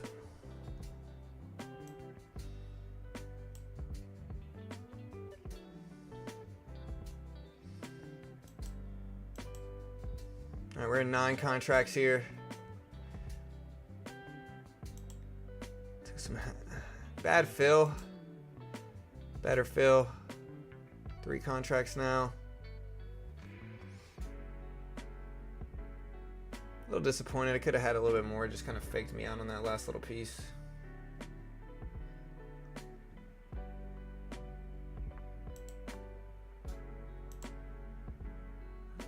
Whoa.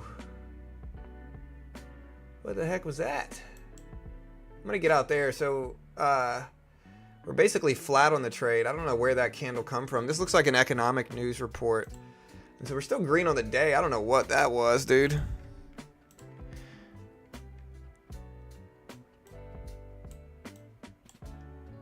Got to be some type of catalyst. What happened? That's a weird movement.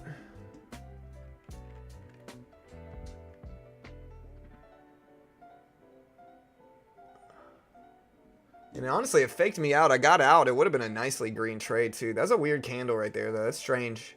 Something happened in that minute. We ended up making 30 plus 20, so we ended up making 50 and then losing 50. So it was kind of a net flat position. Just very odd how this price action just went.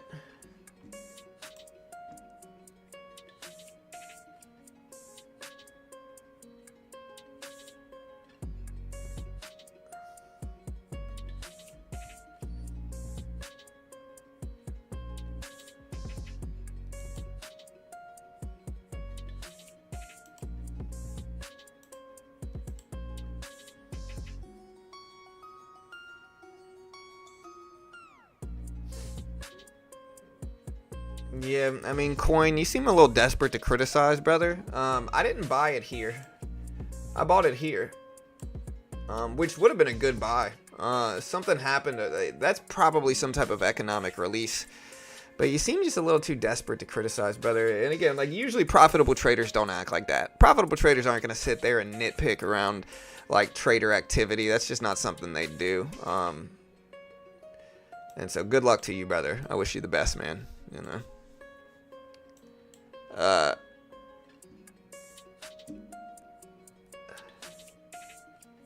With the news of Atlanta Fed forecasting a negative GDP, yeah, I'm looking to see if there's any catalysts that come out. That was a weird candle. Okay, so the White House trade advisor, Navarro, doesn't see the president wavering on tariffs, according to a CNBC report. So that might be what's dragging that quick little move down here, but I don't know if it's big enough.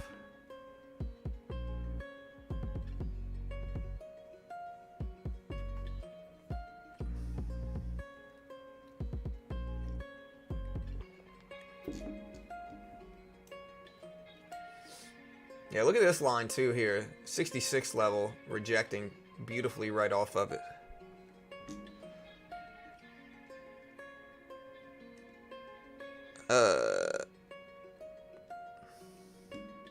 Hey, thank you, Che. Appreciate it, bro. Thank you.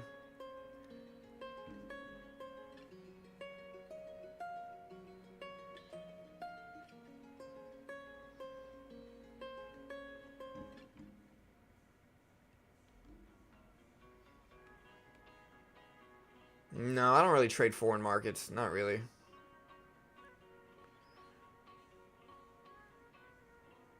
Bitcoin ready to move up or down today, guys? It's up a lot over yesterday, to be honest. Yeah, it kind of goes to show how, like, people are like, I could make money. I lose one trade that I'm really kind of break even on, and they're like, oh, it's my chance, it's my opportunity. People are strange. ISM Manufacturing PMI is strength or weakness in manufacturing. I think when we look at the landscape of tariff fears, right? Like, tariffs are meant to boost U.S. manufacturing. When you look at that landscape, today's ISM Manufacturing PMI report's a big report, dude. That's a big report. It drops in about an hour at 10 a.m. Eastern Standard Time. The ISM one is the Institute of Supply Management. It's the biggest one. It's the most relevant one for sure. Regular manufacturing PMI, we'll see what it looks like, but the ISM one's the big one for sure.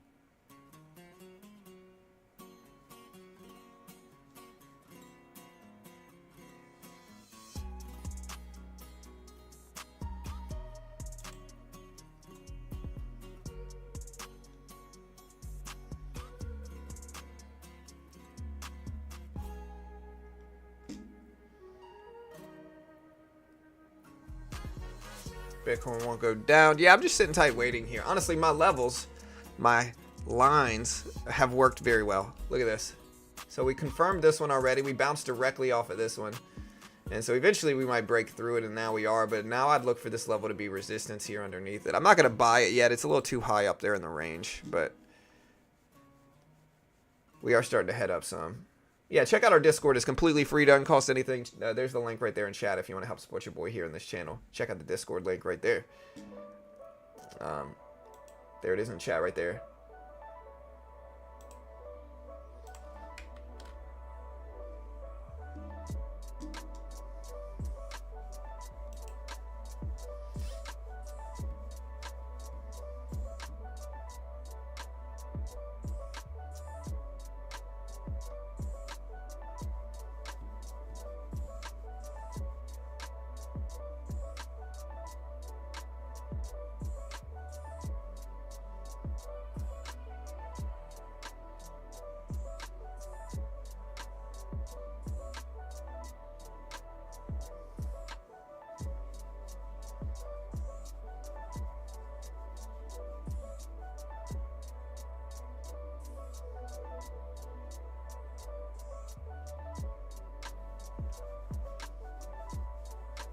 All right, guys. Now we're sitting here consolidating. Nasdaq's moving up. Most stuff's bouncing back here. Again, Friday was a very good day for most stocks. You know, Friday, Nvidia rebounded big. Tesla back up to over 300, which it desperately needed to be. Nvidia down to 123 still.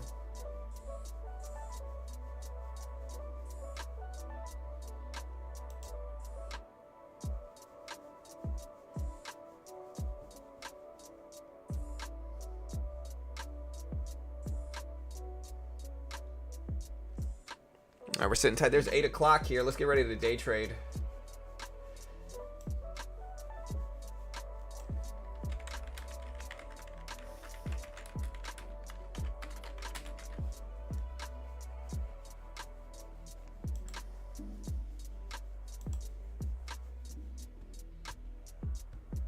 Fed speakers, I get caught on the wrong side of trades. Yeah, I mean, we got some Fed speakers today, too. So we do have some people speaking today.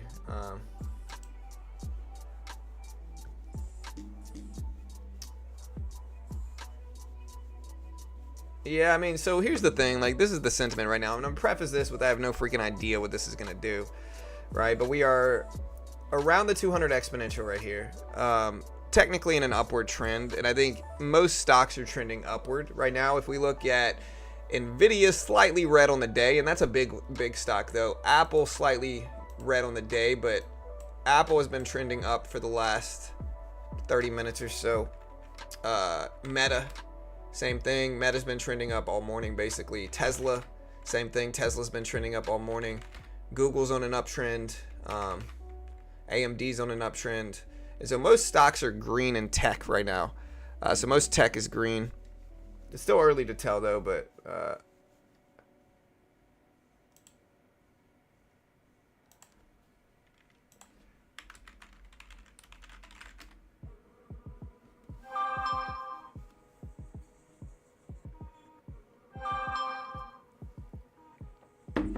no, I don't really. Again, please don't promote.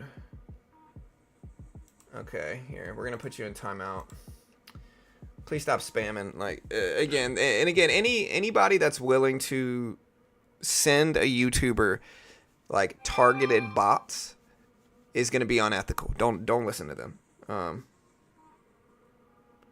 anybody that's willing to send targeted bots is unethical. I'd be very careful.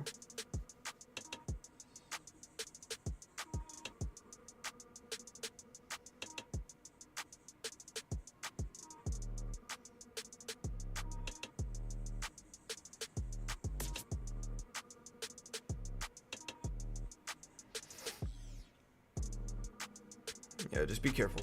Yeah, thank you, prayer.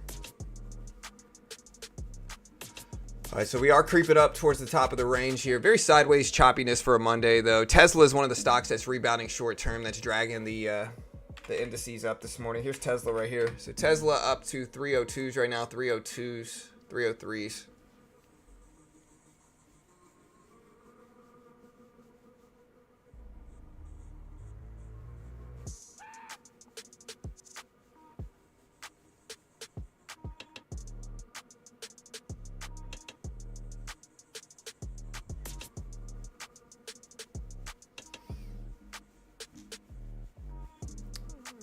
No reason to be bullish. Bullish in what, Kevin? I mean, so again, short term, nobody freaking knows whether we're going to go up, down, or sideways. Anybody that acts like there's some type of significant edge in predicting short term direction simply doesn't understand.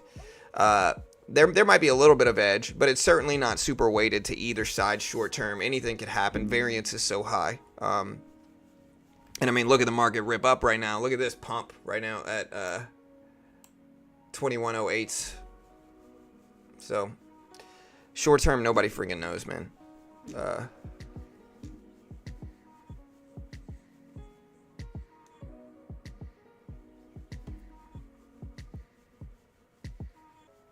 Well, they're technically, so futures in general were created for farmers originally. When farmers would grow crops, you know, by the time they would start to grow the crops to where they started yielding the crops, the prices of the crops had fluctuated so much that it was hard for them to really make money. So what they started doing is selling speculative contracts, locking in the future prices of those commodities to investors. They would sell them to investors because investors would want to bet on what the price of X commodity was when it came time to yield. And they called these futures contracts that happened now they do quarterly contracts for most stuff. And they called them futures contracts because they were betting on the future price of a commodity. Well, Bitcoin futures are the same thing, where people are betting on the future price of crypto. And so that's what futures technically are. Now, they are related to the price of Bitcoin, of course. Like, that's what they are. Like, same thing. Like, if I take a look at the actual S&P here versus the E-mini futures contract, you know, like, and I put a weekly chart up, it's going to look pretty freaking similar. You know, the only thing we don't have right now is pre-market action data in the S&P, but it looks very similar. Look, we zoom out. So it's going to move with these markets. Don't get me wrong.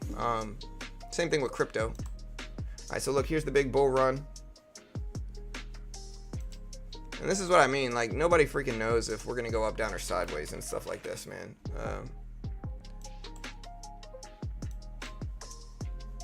There's the E-mini. Put the SPY up here too. If GDP turns negative at the end of the month, do you think the market will fear inflation and recession at the same time? And what would that look like? You think at the end of this month, the GDP is going to go negative? You think it's going to go from 2.3% for its second revision data, and you think they're going to revise it all the way down to negative GDP? Is that correct? I'm just curious. Genuinely want to know. Is that correct? Again, no offense. That's super unlikely. Super unlikely, brother.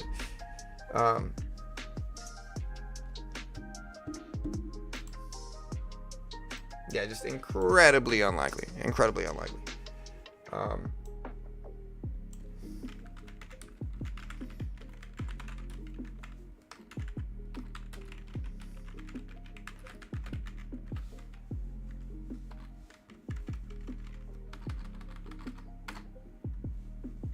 Yeah, so it's just incredibly unlikely.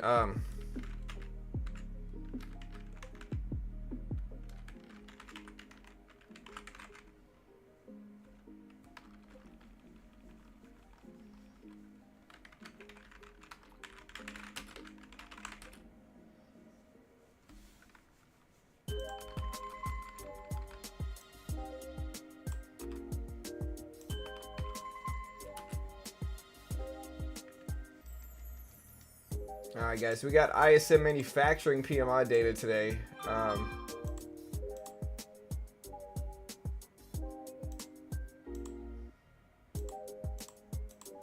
You guys ready?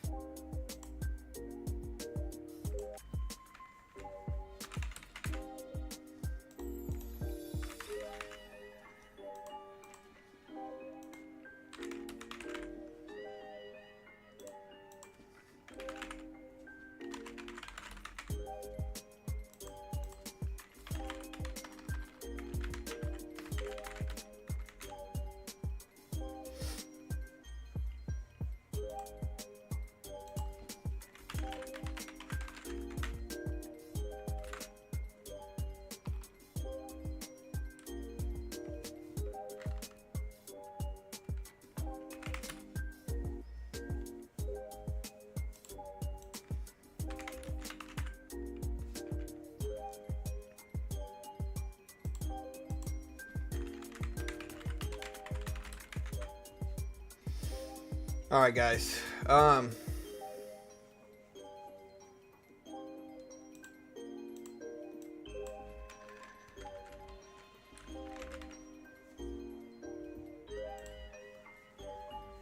Yeah, we're almost here.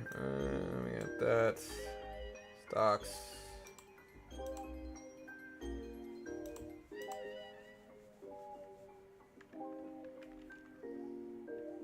We got futures.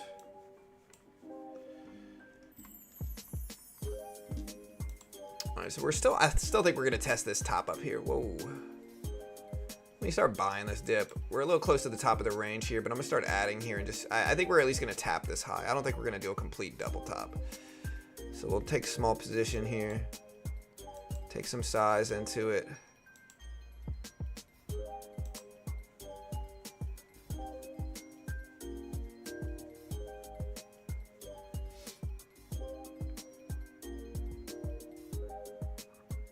Add a little bit more. We'll take 10 contracts here and then we'll leave the rest here.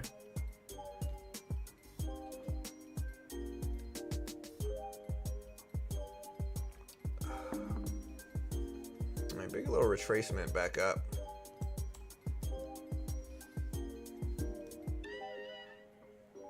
And so we're gonna add, this is big size that we're using here. I just gotta be careful. Again, it's a combine account, so like if we lose, it ain't the end of the world. I'll take 15 off here if I can. See if we get a pop.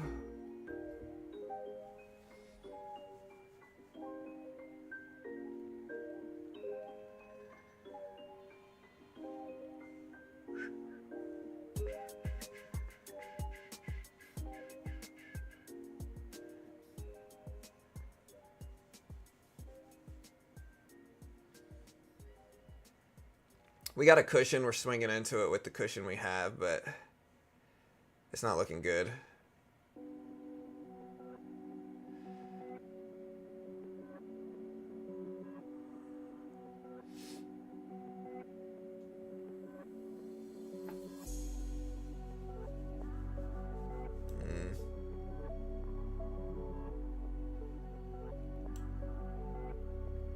I'm gonna take half off here immediately. I just don't like it. It's too close. Too close. With the size we use, I think it's fine, but it was just too close. Take some more size here.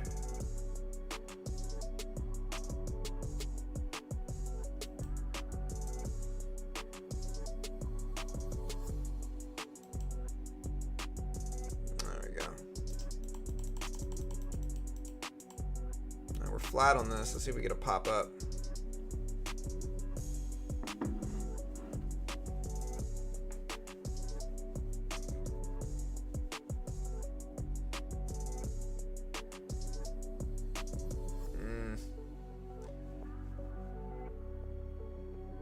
I'll see if we do a liquidity grab, but there we go. Here's a liquidity grab. Let's see if we retrace back up there now. It followed through.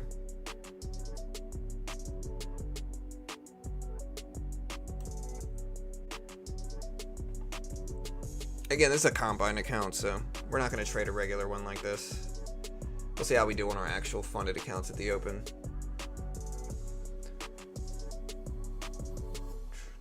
See how much we're actually down in this one. We're really not down that much. I mean, this ain't good, of course, but I still think we're headed back up. That's the only reason I'm sitting in this. I'm getting a little stubborn with it. Because if we lose, it's not the end of the world. It's $50. But I still think we're going back up. And I'm going to wait, I think, here.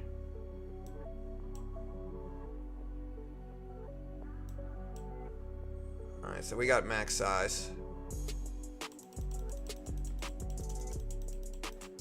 We'll take half off here if we're wrong.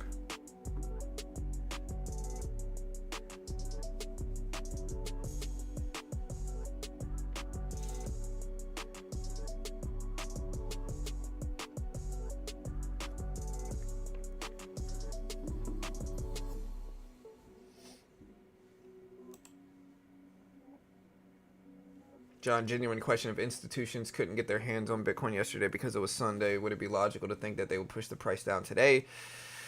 I just don't know if it's that easy. I think it's possible, but it's logical to a certain extent, but there's variance with stuff like that, and it's just too high for me to be interested in attacking it that way.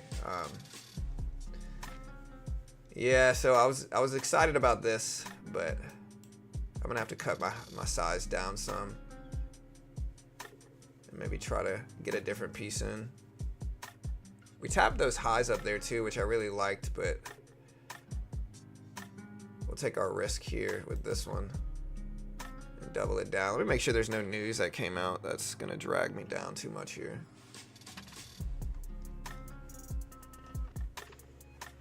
All right, so the crypto is mostly up because of Bitcoin. Now, people can still get exposure to crypto, and I think if Bitcoin is going to go up right now, based off of yesterday, the move's already happened, if that makes sense, right? So the move's already there. It's not going to lag this much. There we go. There we go. All right, so this is what we wanted. Finally. Alright, so we just made basically everything back. I'm gonna triple our size here.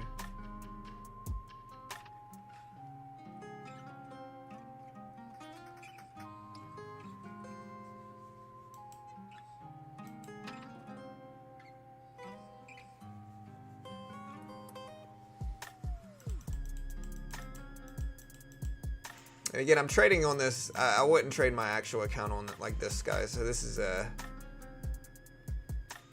me fighting in pre-market on a combine account. Let me take some of that off. There we go.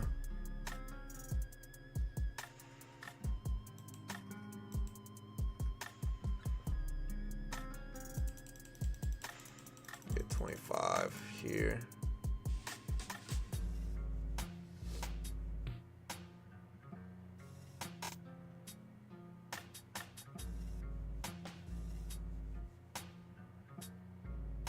Let's see if we get it dragged up by anything else.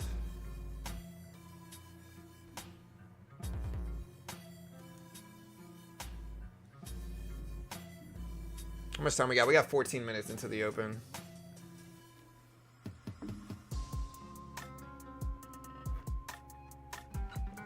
Yeah, I mean, we trade our funded account at the open every day.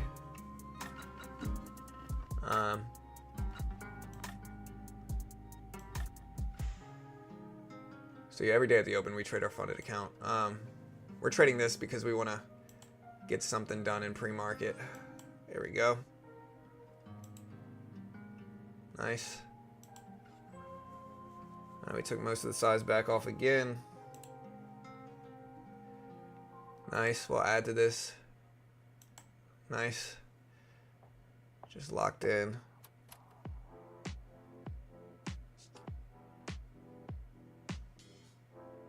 I thought we would go up and we did, so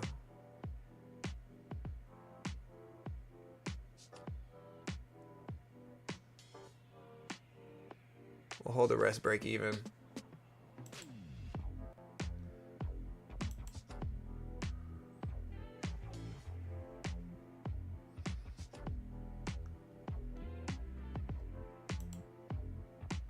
We'll keep in just 10 contracts here. We've made all our money back, so we're basically flat on the day. The idea worked, got us back to basically flat, but I don't want to take any more deep risk head of the open. We got 13 minutes left. We're playing around a little bit too much with this. Even though it's a demo account, again, if I can hit 3K in profit on this thing without losing 2K first while following their rules, they fund me 50K with a 90% split. I already have 3 other funded accounts here. So this is my 4th one. And we're up about 1,500 in it already. So that's kind of why we're playing with this at the open.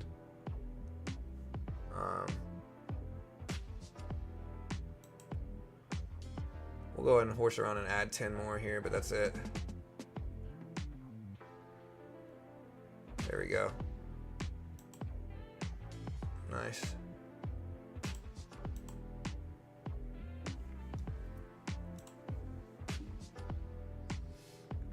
$5 now, so we can be patient on the rest.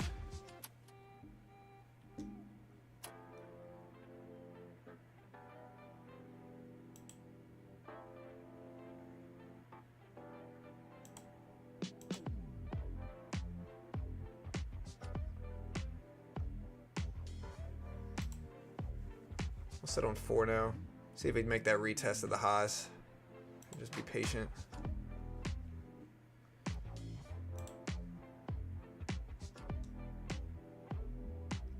Think the market dumps at 9 a.m. like last week? Well, it's 9:20 right now. So, depends on which 9 a.m. you're talking about.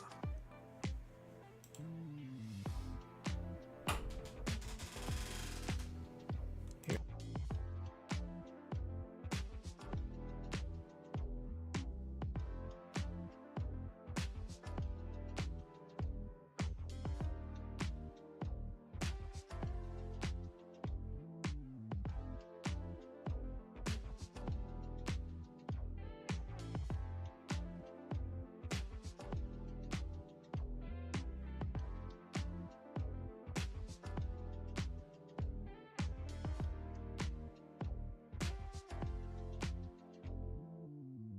Sorry, guys. Hold on.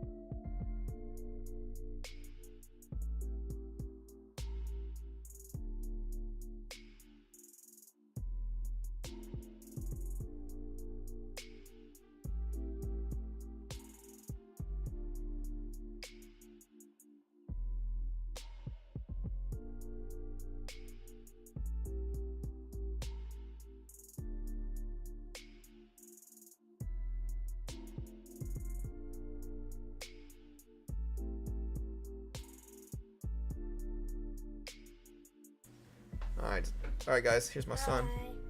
This is the mic. That mic doesn't work. This is the mic. Hi. All right, bud. Right. All right, dude. Love you, Dad. I love you, buddy. Have a good day, dude. All right. Have a good day, bud. Okay. Yep. Here. Same mic. It's the same mic right there, bro. It's the same mic. No, the good one's right there. I don't know where. I gotta find the cords to the good one. Is this the good one? I looked. No, that's the same type as this one. The cords are probably underneath this. I've looked. I can't find it. I looked in there. It takes some type of weird cord in the back. Yeah.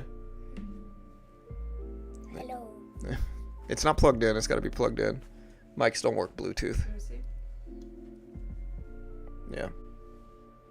Hello. Do you know where the rest of the box Testing, is testing. that have the... Yeah, we'll find it. Here. No. There's too many cords over there, bro. You don't want to walk over there. Okay. All right, guys. Here. I'll be right back, guys. I'll be right back.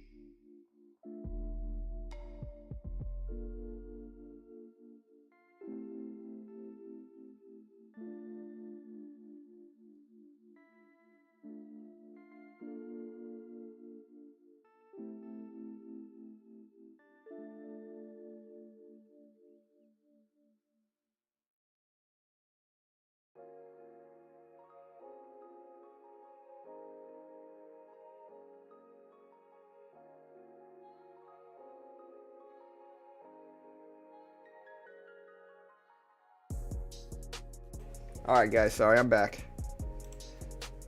Talking to the family real quick. We bounced right off of this level again at 066. Yeah. Well, he looks like I did when I was a kid. Like, look, if you look at me, I had blonde hair just like him. Like, I don't know what happened to me as I got older, but it's weird. It's like, so this is me a little bit younger than him. So that's me. And that's what he looks like. Same hair. So I don't know why my hair just, like both of our hairs started out really, really blonde. And then as I got older, it just kind of went away. I don't know why. Yeah, he's a good kid. All right, guys. Yeah, we got yeah, let me put a timer up for manufacturing PMI data.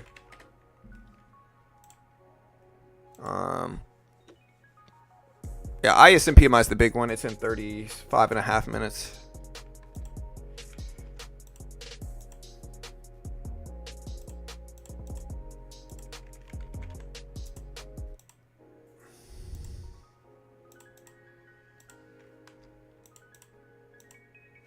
There we go. This timer's almost exactly right. So here's ISM Manufacturing PMI data.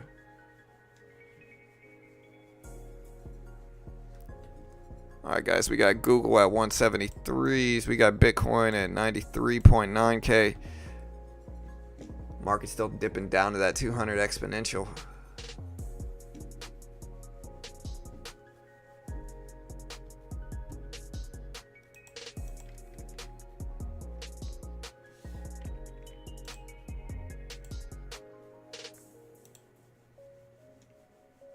All right, guys, and again, if you want to check out Top Step, this is what I'm trading on most of the day. If I can make 3K in profit without losing 2K first, following their rules and conditions on a demo account in futures, they fund me 50K with a 90% split. We already have 3 other funded accounts, and so we're trying to get funded on our 4th. We're also going to trade our actual funded account at the opening bell today. Most day traders lose, guys, and so I think this is like a beautiful middle ground where it costs $50 basically. The base one's $49. If you can make 3K in profit on a demo account without losing 2K, following their rules and conditions, they fund you 50K, 90% split. They've paid hundreds of millions of dollars to traders. They fund thousands. Great way to learn how to day trade because your risk is $50. You're still risking something, but it's not the full extent of depositing 5, 10, 20, 30 grand into an account and losing thousands of dollars. It's just not the same thing. But if you pass it, you get a similar reward to funding your own account that much, like 90% split. You get to keep your first 10K in profit. So it's very similar. The futures market, if you watch me trade here, very similar to day trading stocks. No PDT rule. I can day trade basically the SPY and Q price action. Patterns are very similar. It's just a great way to learn. Even if you were going to buy a demo account with real-time data in the futures market, it might be in the same ballpark as the Top Step Combine, but the Top Step Combine comes with all this extra stuff, and so it's just a good way to learn. They're an affiliate of mine, though. I am biased because I get paid by them. Understand CFTC 4.41, hypothetical or simulated performance have limitations. Guys, not an investment professional. I'm not liable if you lose. Don't copy me, all that good stuff. Let's get ready for the opening bell. We got 3 minutes. Chat, 3 minutes. How old does he have to be before you let him trade? I mean, I'm not going to let him trade until he's an adult. I don't think young people should be trading. I don't think young people should be trading. I just don't think they should. It's just not really something they should be doing.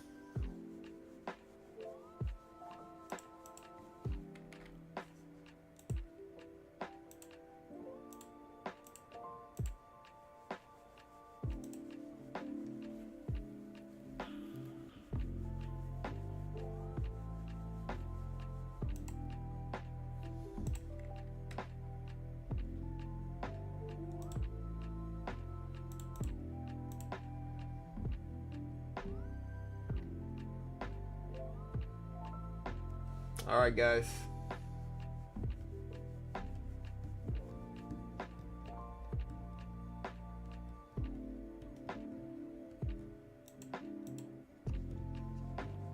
We got some time here. We got 2 minutes until the opening bell, chat. 2 minutes. It's very strange that we hit this high and we don't break it, but we got a double top right there. It's a big spot right now. 21.1 for whatever reason. That's a big level.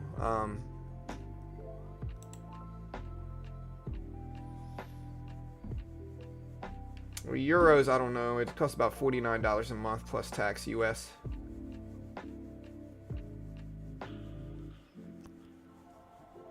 And again, the big report today is ISM Manufacturing PMI data.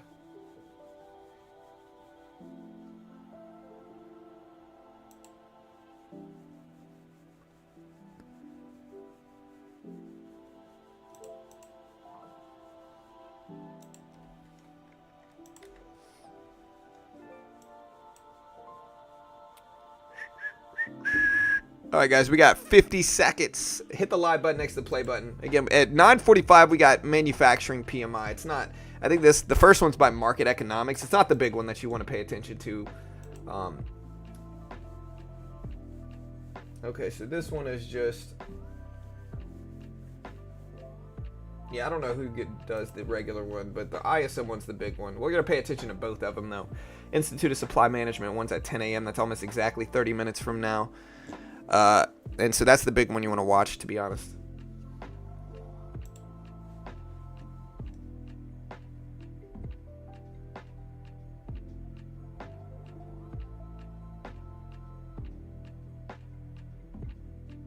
Yeah, investing is different.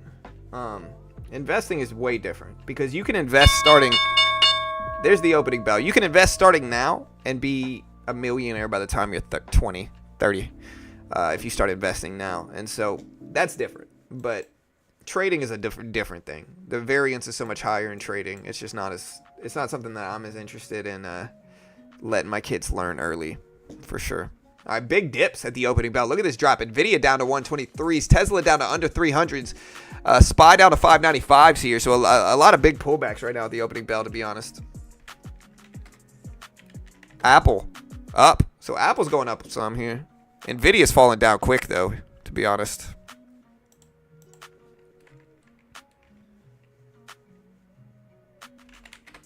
Let's take a look at Meta here. Meta's not really running, so we got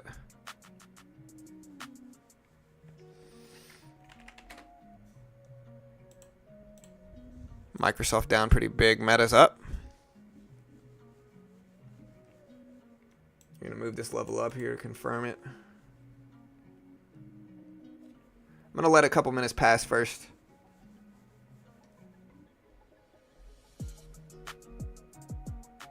How would you describe what you do on your computer every morning? So I have described it. He knows I'm on YouTube. He understands what it is. But I basically tell him I'm a marketing show / podcast. Like I'm a stock market podcast is basically what I describe it as. All right, we're up to all the way back up, to be honest. Part of it is Tesla up to 303s. Nvidia's still looking weak, though. Look at Nvidia.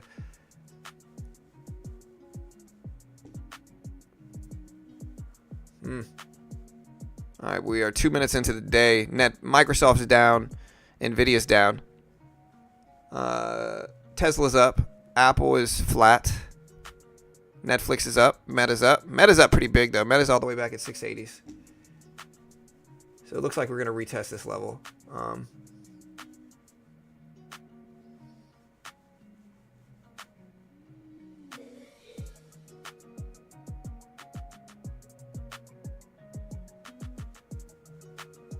Jack, you okay, buddy?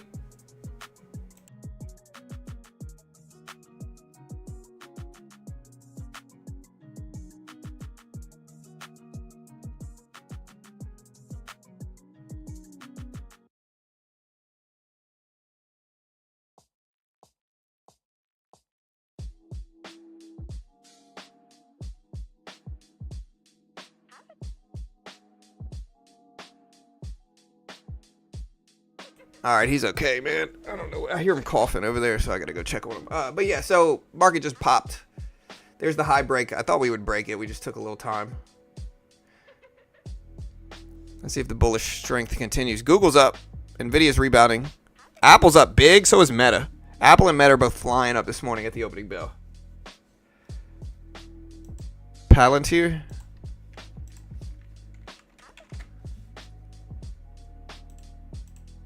Palantir's up.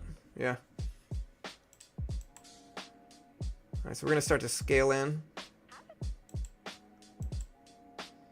9 contracts.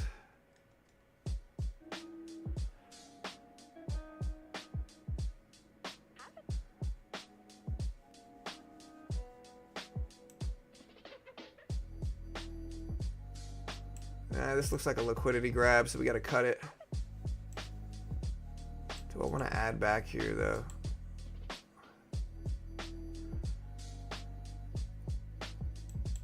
I'm trying to take some size here. Take 20 contracts, 23.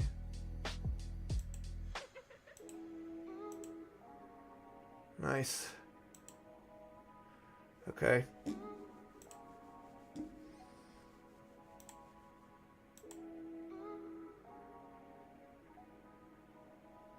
Man, big swings.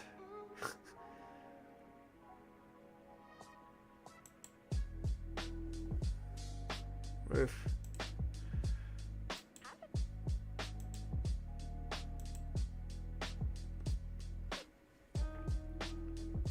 We got some support underneath us here, but took half off. Let's see if we get a pop.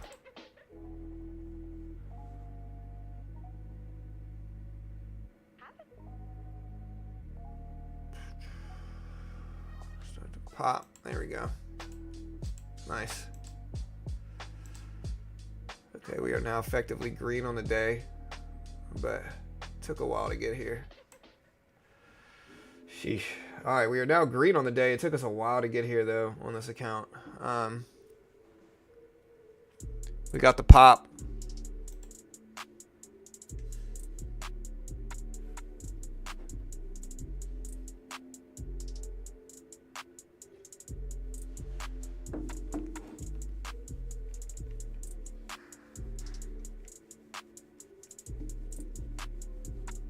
I'm looking at volume on another screen usually.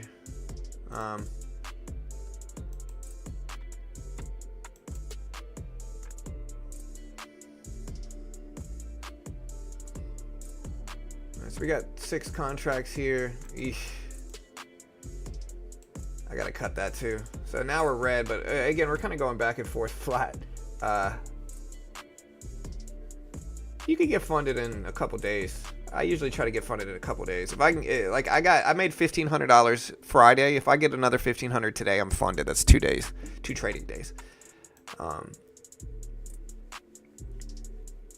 Yeah. So Nvidia's turning, guys. Look at Nvidia.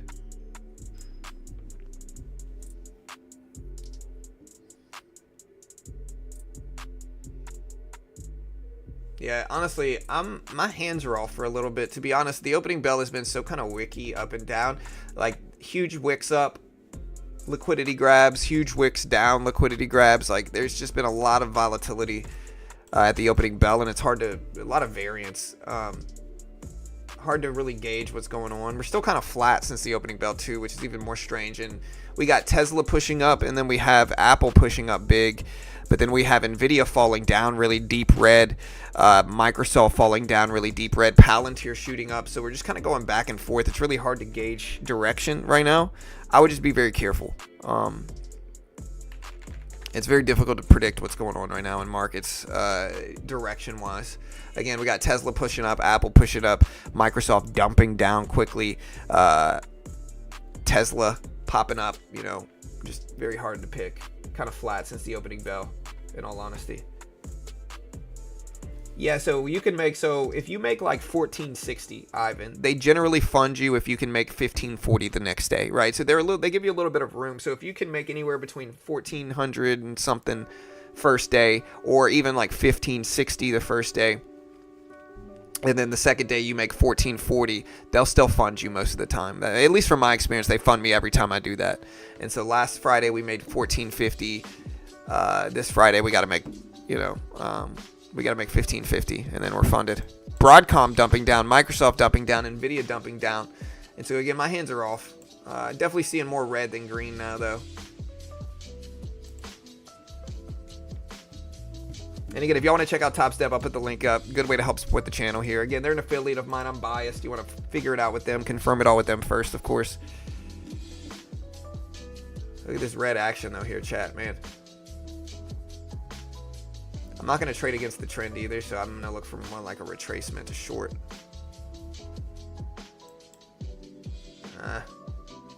We got a little bit of one.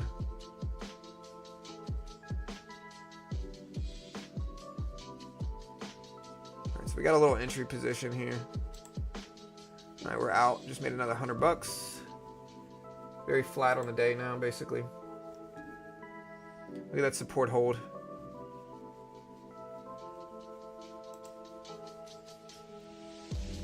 Still looks weak though, to be honest, but I'm gonna wait.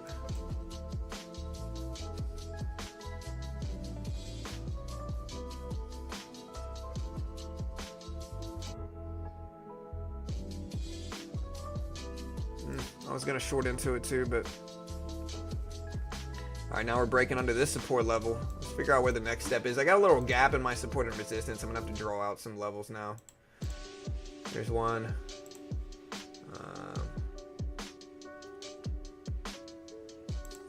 There's another. Got this isolated one down here. All right. It's a big retracement back up. Nvidia's falling though.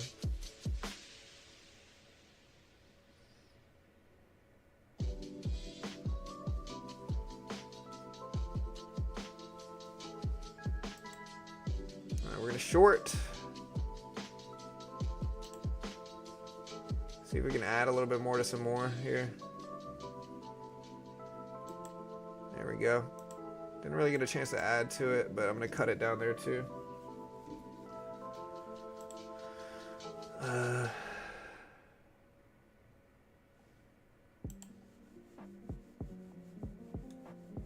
More buying power, so you can make more money when you withdraw if you get funded with the larger ones. Yeah, look at this breakdown here.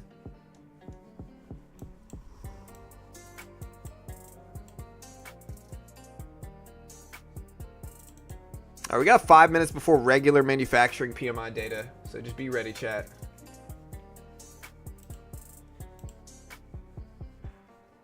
Yeah, I'm seeing if there's any news that's dragging the market down.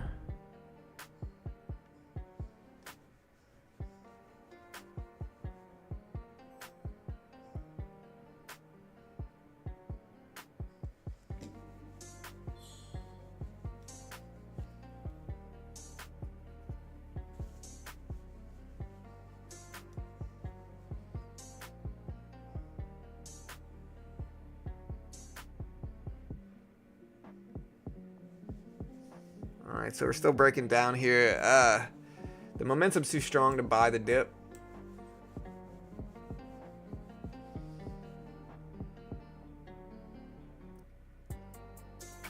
We get a pop up to like here. We might add some more, but we need a little bit larger.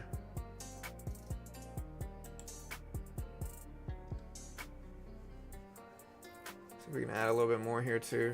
Take some larger risks. Alright, so we scalped that. Didn't really get too much out of it. See if we can get a little retracement. I think it would have worked too. Yeah, we got it a little bit too early.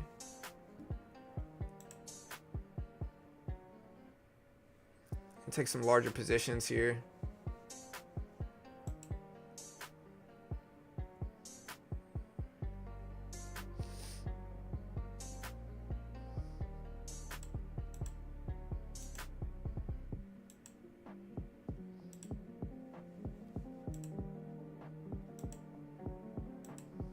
All right, so got ourselves back to green on the day on this one. Slow and steady gains here.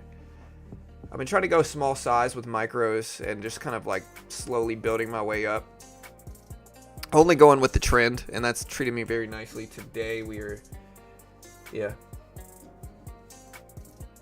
Might be finding a bottom here though. I do see Tesla starting to bounce. Nvidia looks like it's got a green candle here too. But Broadcom dumping down to 190s. Microsoft down to 395s. Meta at 670s.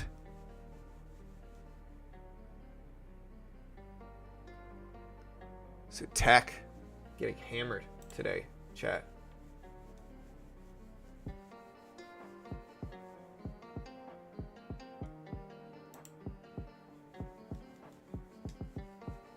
Tech getting absolutely hammered.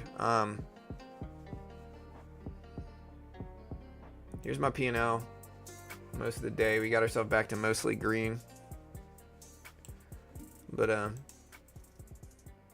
looks like this could be a liquidity grab.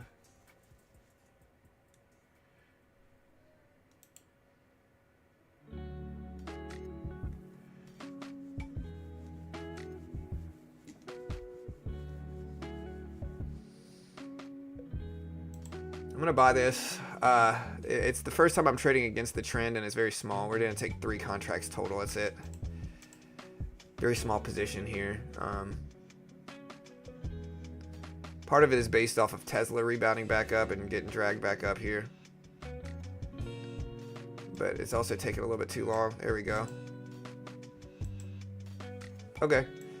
Not too shabby there. Called it. Made 30, 40 bucks. All right, guys. We got manufacturing PMI in 10 seconds, 15 seconds. It's not the big one. It's expected at 51.6. The big one drops in 15 minutes. But here's the report right here. Let's see if this moves markets. 51.6. It drops 3, 2, 1, and right now. Waiting for the data here. Nothing yet. Nothing yet. Markets didn't really move either. Weird.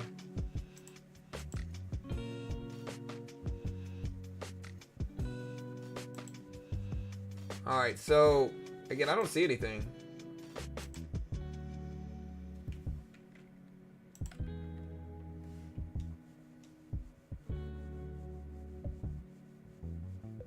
$47.8, much weaker manufacturing than expected. 47.8, guys. 47.8, much weaker manufacturing than expected here. Very strange. 47.8 versus 51.9 expected. Again, 47.8 versus 50.9 expected. Much weaker. And maybe that's making people optimistic here. I don't know.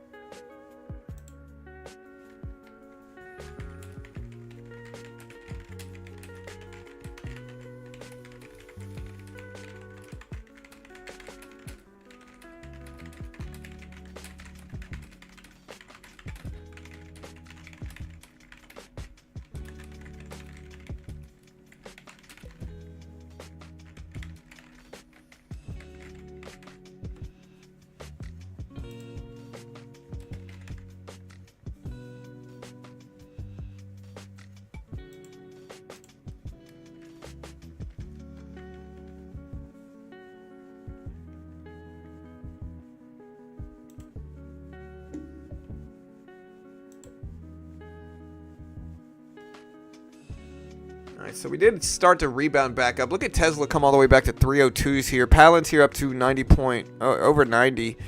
Again, one of the biggest downfalls of the day was Broadcom. Broadcom had a massive dip.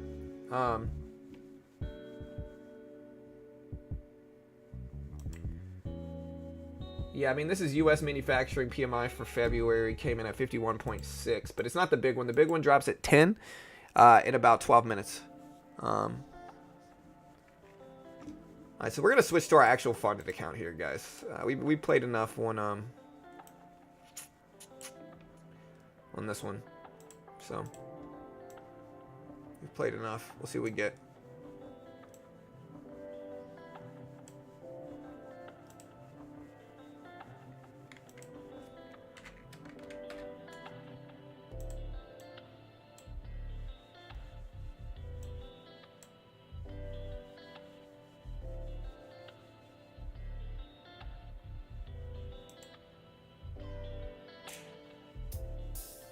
As long as we don't have like brutal red action show up.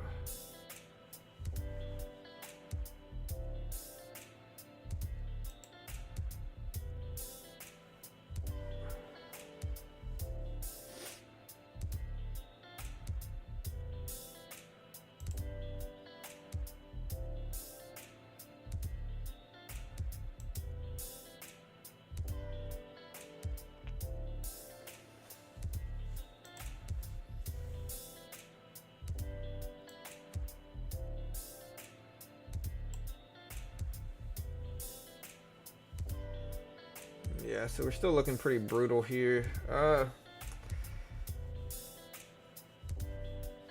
Market's starting to flush back down. See, and what's dragging it down is Apple turning. So Apple going all the way back down under the VWAP. Broadcom, guys. So just to put this into perspective here, look at AVGO. This is a big tech stock. It dropped from 205. There's got to be some catalyst here, right? Let me put this up on screen.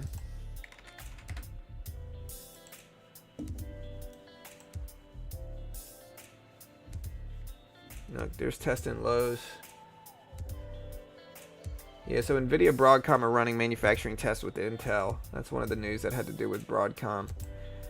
I guess people are just worried about the tariffs taking effect tomorrow, dragging everything down.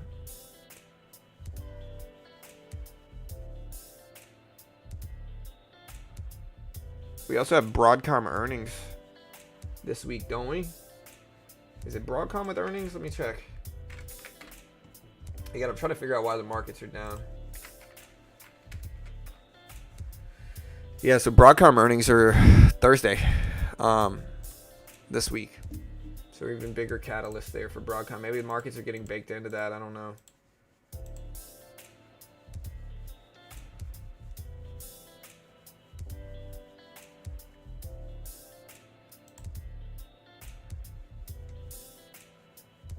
Oh, sorry, Pawn. I didn't see the...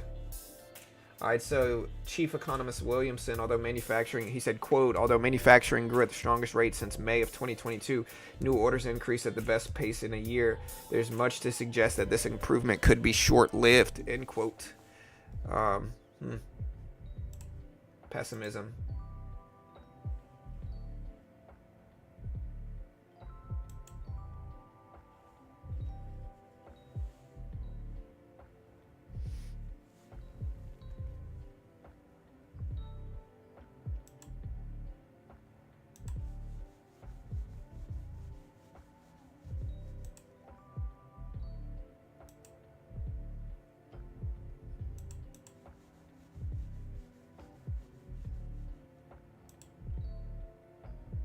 There's the market just dumping down here, just cracking lows.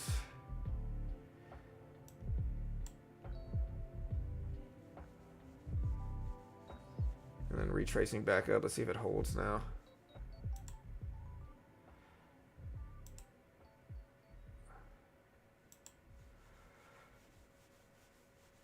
We did get a big pop up here. You know, and I know, like, the tempting thing is to obviously, like, short into this pop. But I also think we're down a lot. So, I honestly, I'm going to just wait.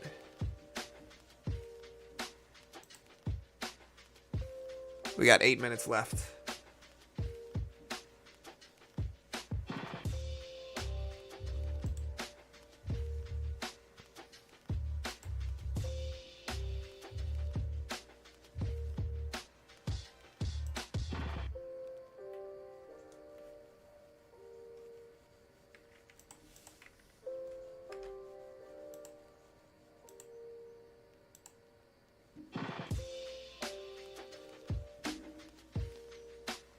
I know it's kind of risky and I'm right at the lows, but I'm going to see if we break this low and do a liquidity grab back up.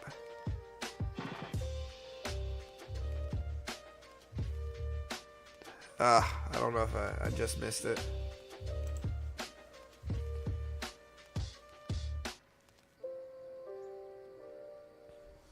I don't know. Palantir's starting to turn all the way back. Palantir's back at 88s.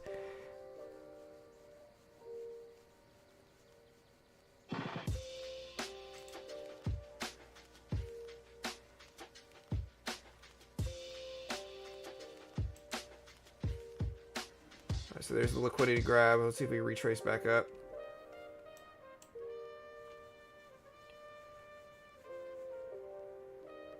Eesh. Nasty drop. I was going to buy this dip. Let's try it. 3 contracts. A little risky.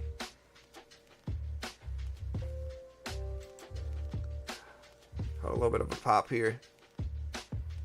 Now we're down.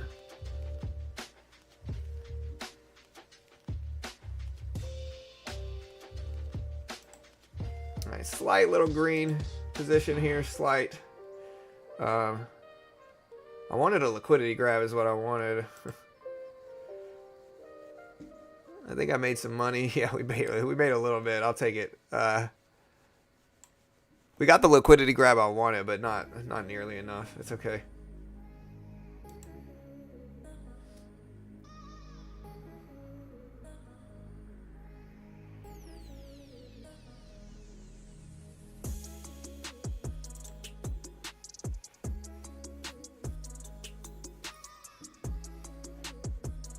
All right, guys, we got 6 minutes before ISM data comes out, so it's kind of a big report.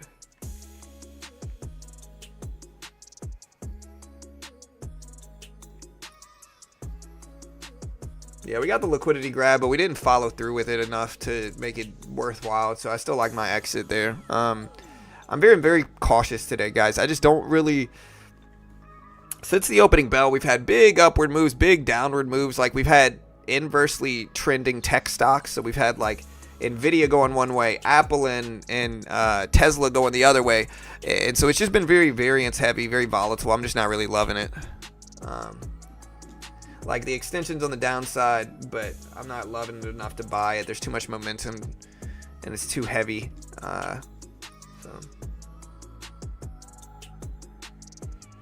The blue levels are my lines that I have on the chart.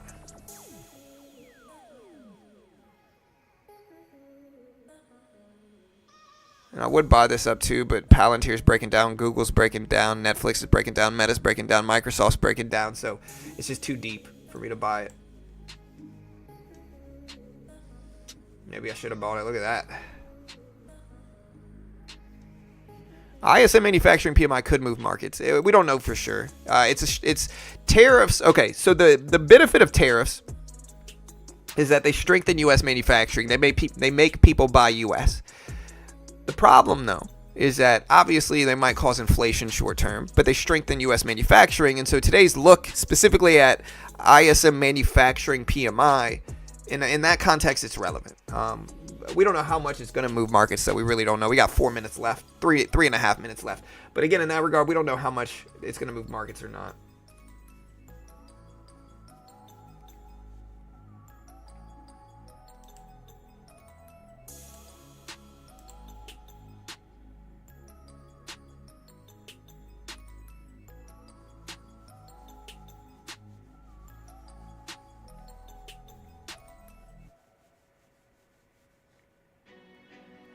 All right, still breaking down heavy. This is getting a little heavy for me to want to buy it up now, though, but... All right, we're going to buy it. A little risk, but that's okay. One contract position, small, basically break even.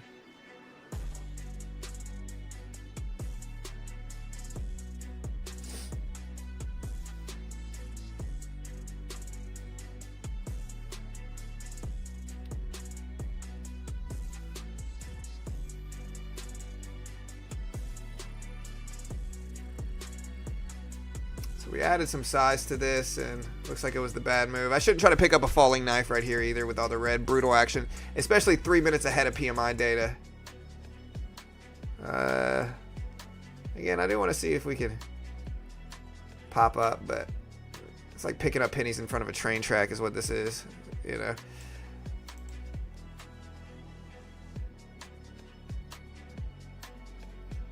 The market's looking bloody too.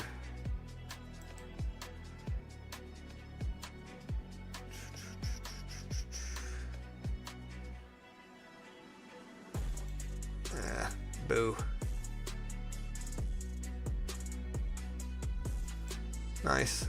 All right, we took half off there on that pop, which is nice. We ended up losing much less than we could have. And now we're green. Okay.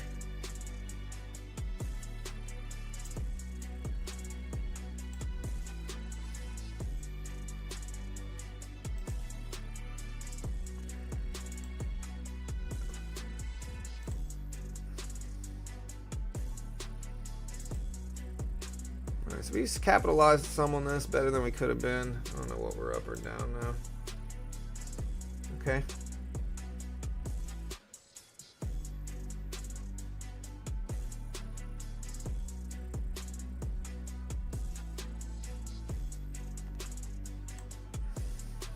Somehow we got green on the day. No, that's good, but man. We caught the bounce. The bounce was okay. All right, guys, listen, we got 1 minute left. I'm gonna stop trading.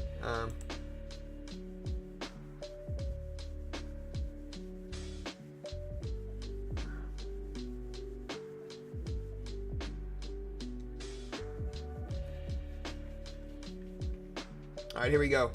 Y'all ready? Less than a minute. 40 seconds. Hit the live button next to the play button. Make sure you're fully caught up on the stream. We'll see what this does to markets here, chat. We got ISM data showing up. It's expected at 50.6. PMI prices expected at 56.2. 20 seconds left. Hit the live button next to the play button. Make sure you're fully caught up on stream here, team. We'll see what we get. It's going live right now. 15 seconds.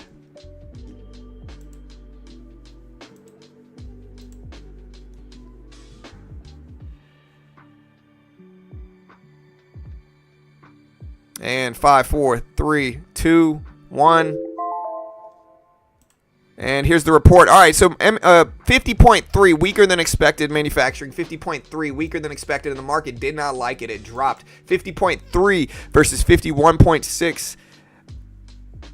50.3 versus 50.6 expected. Prices were much higher at 62.4 versus 56.2. So higher prices, weaker manufacturing data here, guys. And the market, again, has negatively reacted to this report. We are now down. Sometimes the first move is the wrong move. But again, this data did show weaker manufacturing and higher ISM manufacturing prices.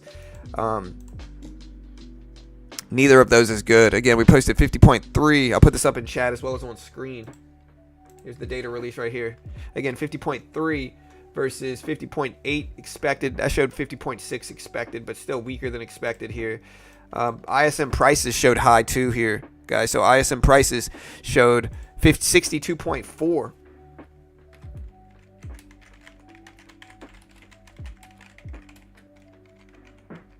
Versus 56.2 expected. Here's the data right here on the screen. Again, noticeably higher prices than expected here. And honestly, the market's retraced back up. Again, sometimes the first move is the wrong move. Now, weaker manufacturing could mean a lot of things. It could mean more justification in rate cuts. And so might mean a more dovish Fed. Let's see what bond yields are doing with all this stuff going on. Yeah, yields are going down. So again, this could mean lower yields, lower interest rates potentially. Look at yields right here. So these are bond yields. They're decreasing and the market's now going up. Again, if you want to day trade with me, I'm on Top Steps funded account program. They give you a demo, test your skill with it first. If you pass the test, they fund you between 50K up to 150K with a 90% split. You can see how similar this is to day trading stocks. There's no PDT rule in futures. You can day trade the S&P, the Dow, the NASDAQ, the Russell, gold, some currencies. Patterns are very similar to blue chip stock patterns in day trading. Most day traders trade futures. A lot of Forex traders should be trading futures as well because there's no PDT restrictions and less red tape. Top Steps, the most legit funded program. They give you a demo, test your skill with it. You pass the test, they fund you. You fail, you lose $50 for the base one. It's not the end of the world. It's a great way to learn. It comes with real-time data. If you were going to pay for a demo account in futures with real-time data, it might cost the same. But if you pass this, you get a 50K funded account with a 90% split. And they've paid out almost $200 million in 4 years. They fund thousands of traders. If you go through my link, use Top Step X. There's zero commission if you use Top Step X. So you can trade micros like I'm doing and build up small profits and do all that good stuff. Understand CFTC 4.41 hypothetical or simulated performance have limitations, guys. Not an investment professional, though. Not liable if you lose. Always make your own assessment. Don't copy me. I have no freaking idea what I'm talking about. Might be wildly wrong about anything and everything I say. All right, guys. So market's kind of stagnated from this report. It broke down a little bit and then retraced back up. Some bond yields are seeing noticeable drops.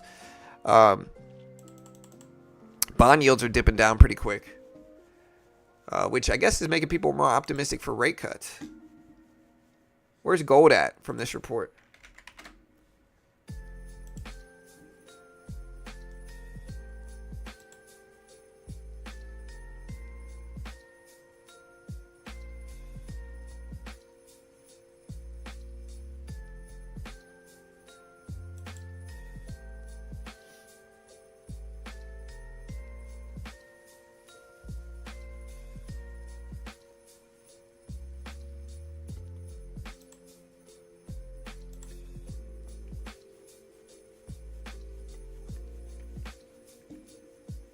Is this Christmas music? I'm sorry, guys.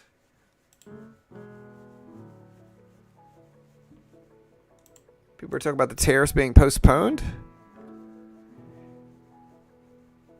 Tariffs take effect tomorrow, not today. I don't know if they are. I didn't see it yet. Dixie's going down. Yeah, I mean.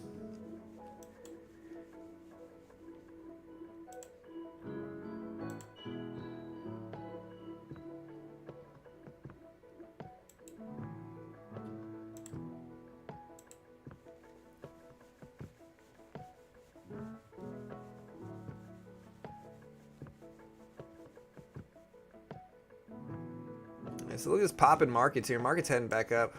Again, we're very flat on the day. I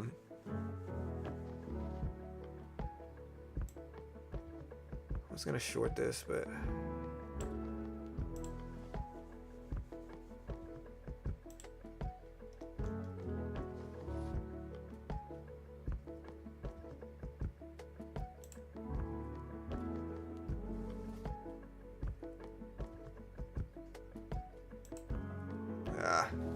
Took a piece off, and then it retraced back up. There we go. Nice. Okay, so we just made about 50 bucks here, so we're slowly grinding it up, about 40 bucks. I'll take it. Shorten into this resistance level. We'll see what happens on the rest. Bond yields are still breaking down.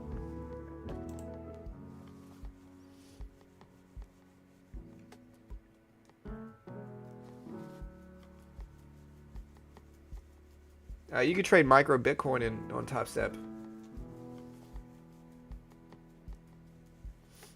Yeah, the tariff news tomorrow is interesting. A lot of stuff's down big. Broadcom down big. Microsoft down big. Meta down big today. Netflix down big. Nvidia down big. Palantir down big. Apple down slightly. Yeah, I mean, we've had pretty good accuracy today overall, but...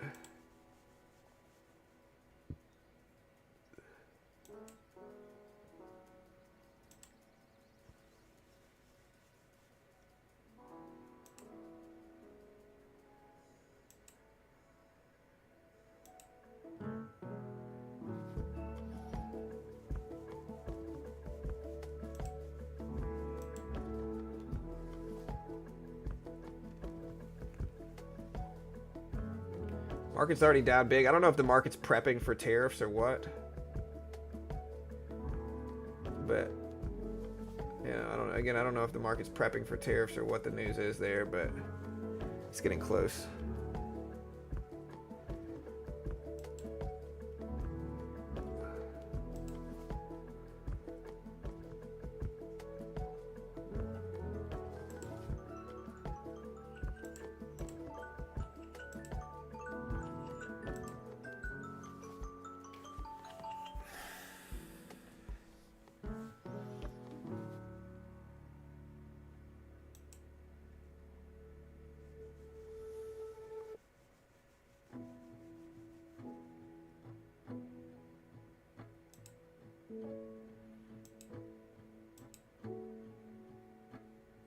We're getting a squeeze up here.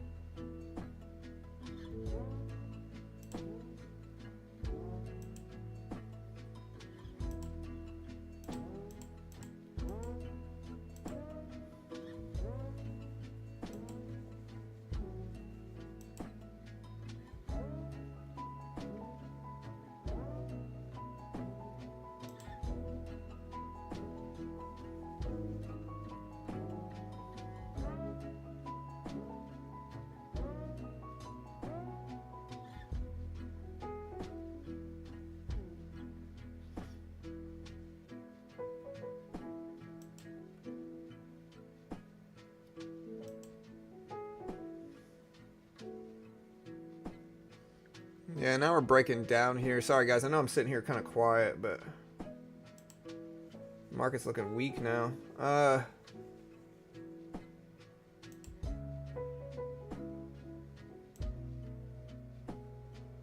Depends on what all the other stuff does here.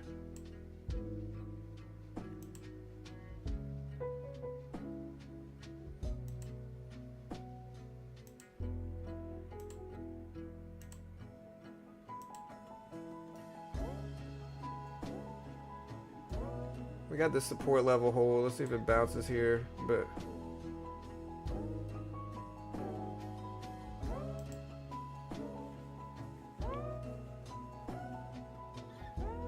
alright, so we are very close to getting this account funded here. Let's see if we can. Alright. We're gonna switch to micros and then play with this here. So we got this bounce at the support level, but I'm gonna short this. Add to it. See, now we're retracing back up.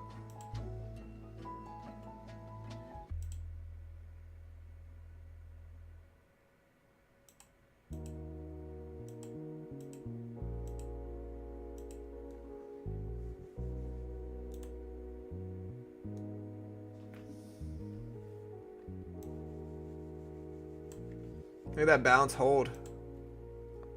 And I think the market's down a lot, so it's hard to figure out what we're going to get here.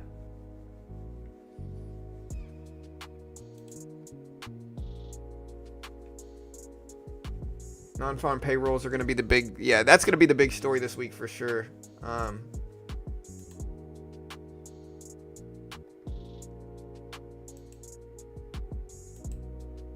We're trying to follow this up with 10 contracts, but man, we're just kind of getting beat up here on the rest. There we go. Took most of that off, locked in most of the profit. Now we're up a little bit here. Let me see where we're at.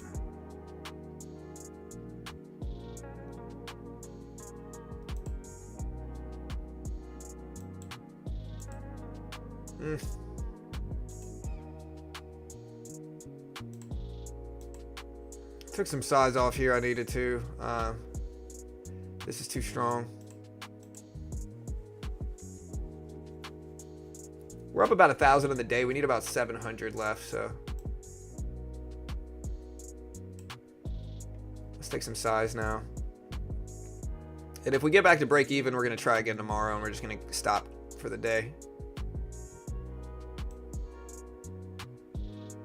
We got 5. I'm going to add a little bit more here. 10. There we go.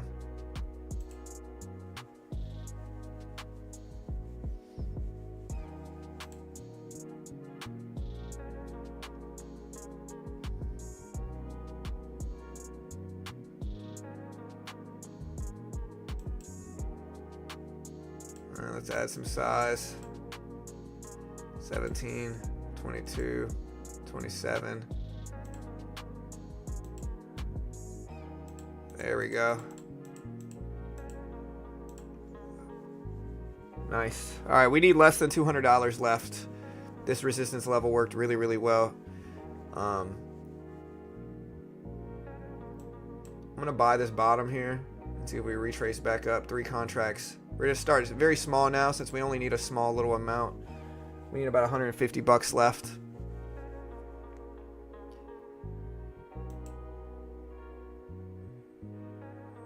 See if we could get a scaling trade in where we give ourselves the best chance. Yep.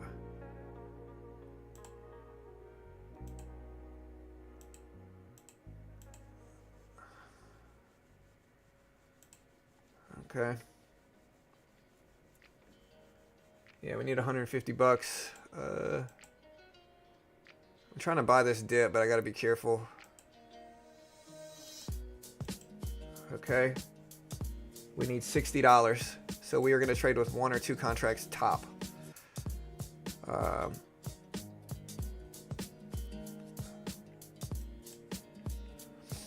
We're gonna short.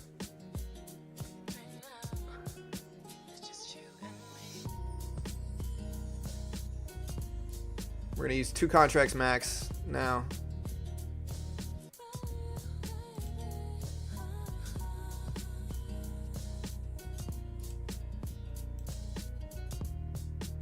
I'm gonna add some to this now.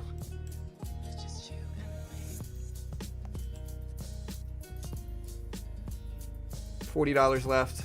We're in 1 winning trade, so I'm gonna add to this.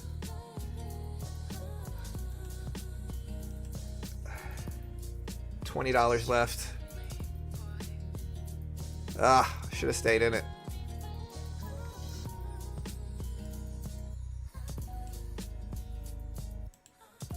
Two contracts left.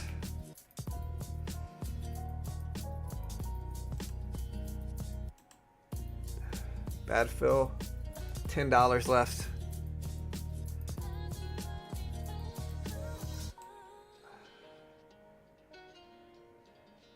Almost there.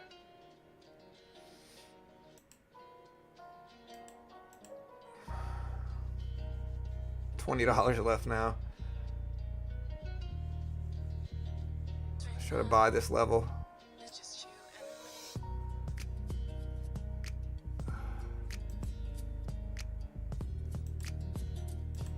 That should be it.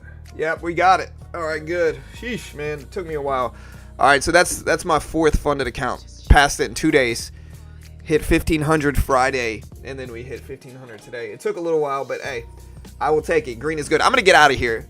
The risk is too much, but yeah, we made 3,000 in 2 days.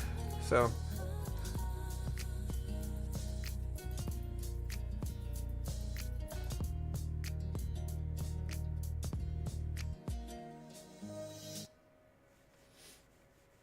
all right, guys, I'm going to get out of here. Again, if you want to check out Top Step, try to trade funded accounts with me. Link is in the description. Great way to learn how to day trade. Most day traders lose, guys. So, and that's probably the same regardless of where you go. Most day traders lose. It's a lot cheaper to lose on Top Step most of the time than it is to put up 5, 10, 20, 30 grand and lose that. Let's be honest. Most of the time, at least. No PDT in futures. You can day trade the S&P, the Dow, the NASDAQ. Just really good to learn day trading. Link is in the description if you want to check it out. I love you all. Y'all have a great day. Always remember, guys, I have no freaking idea what I'm talking about. I might be wildly wrong about anything and everything I say. Good luck. I'll see you guys later. Y'all be good. ISM market's kind of choppy since then. Manufacturing strength or weakness is what ISM means. And so, yeah, I'll see you guys later. Y'all be good. Have a great day.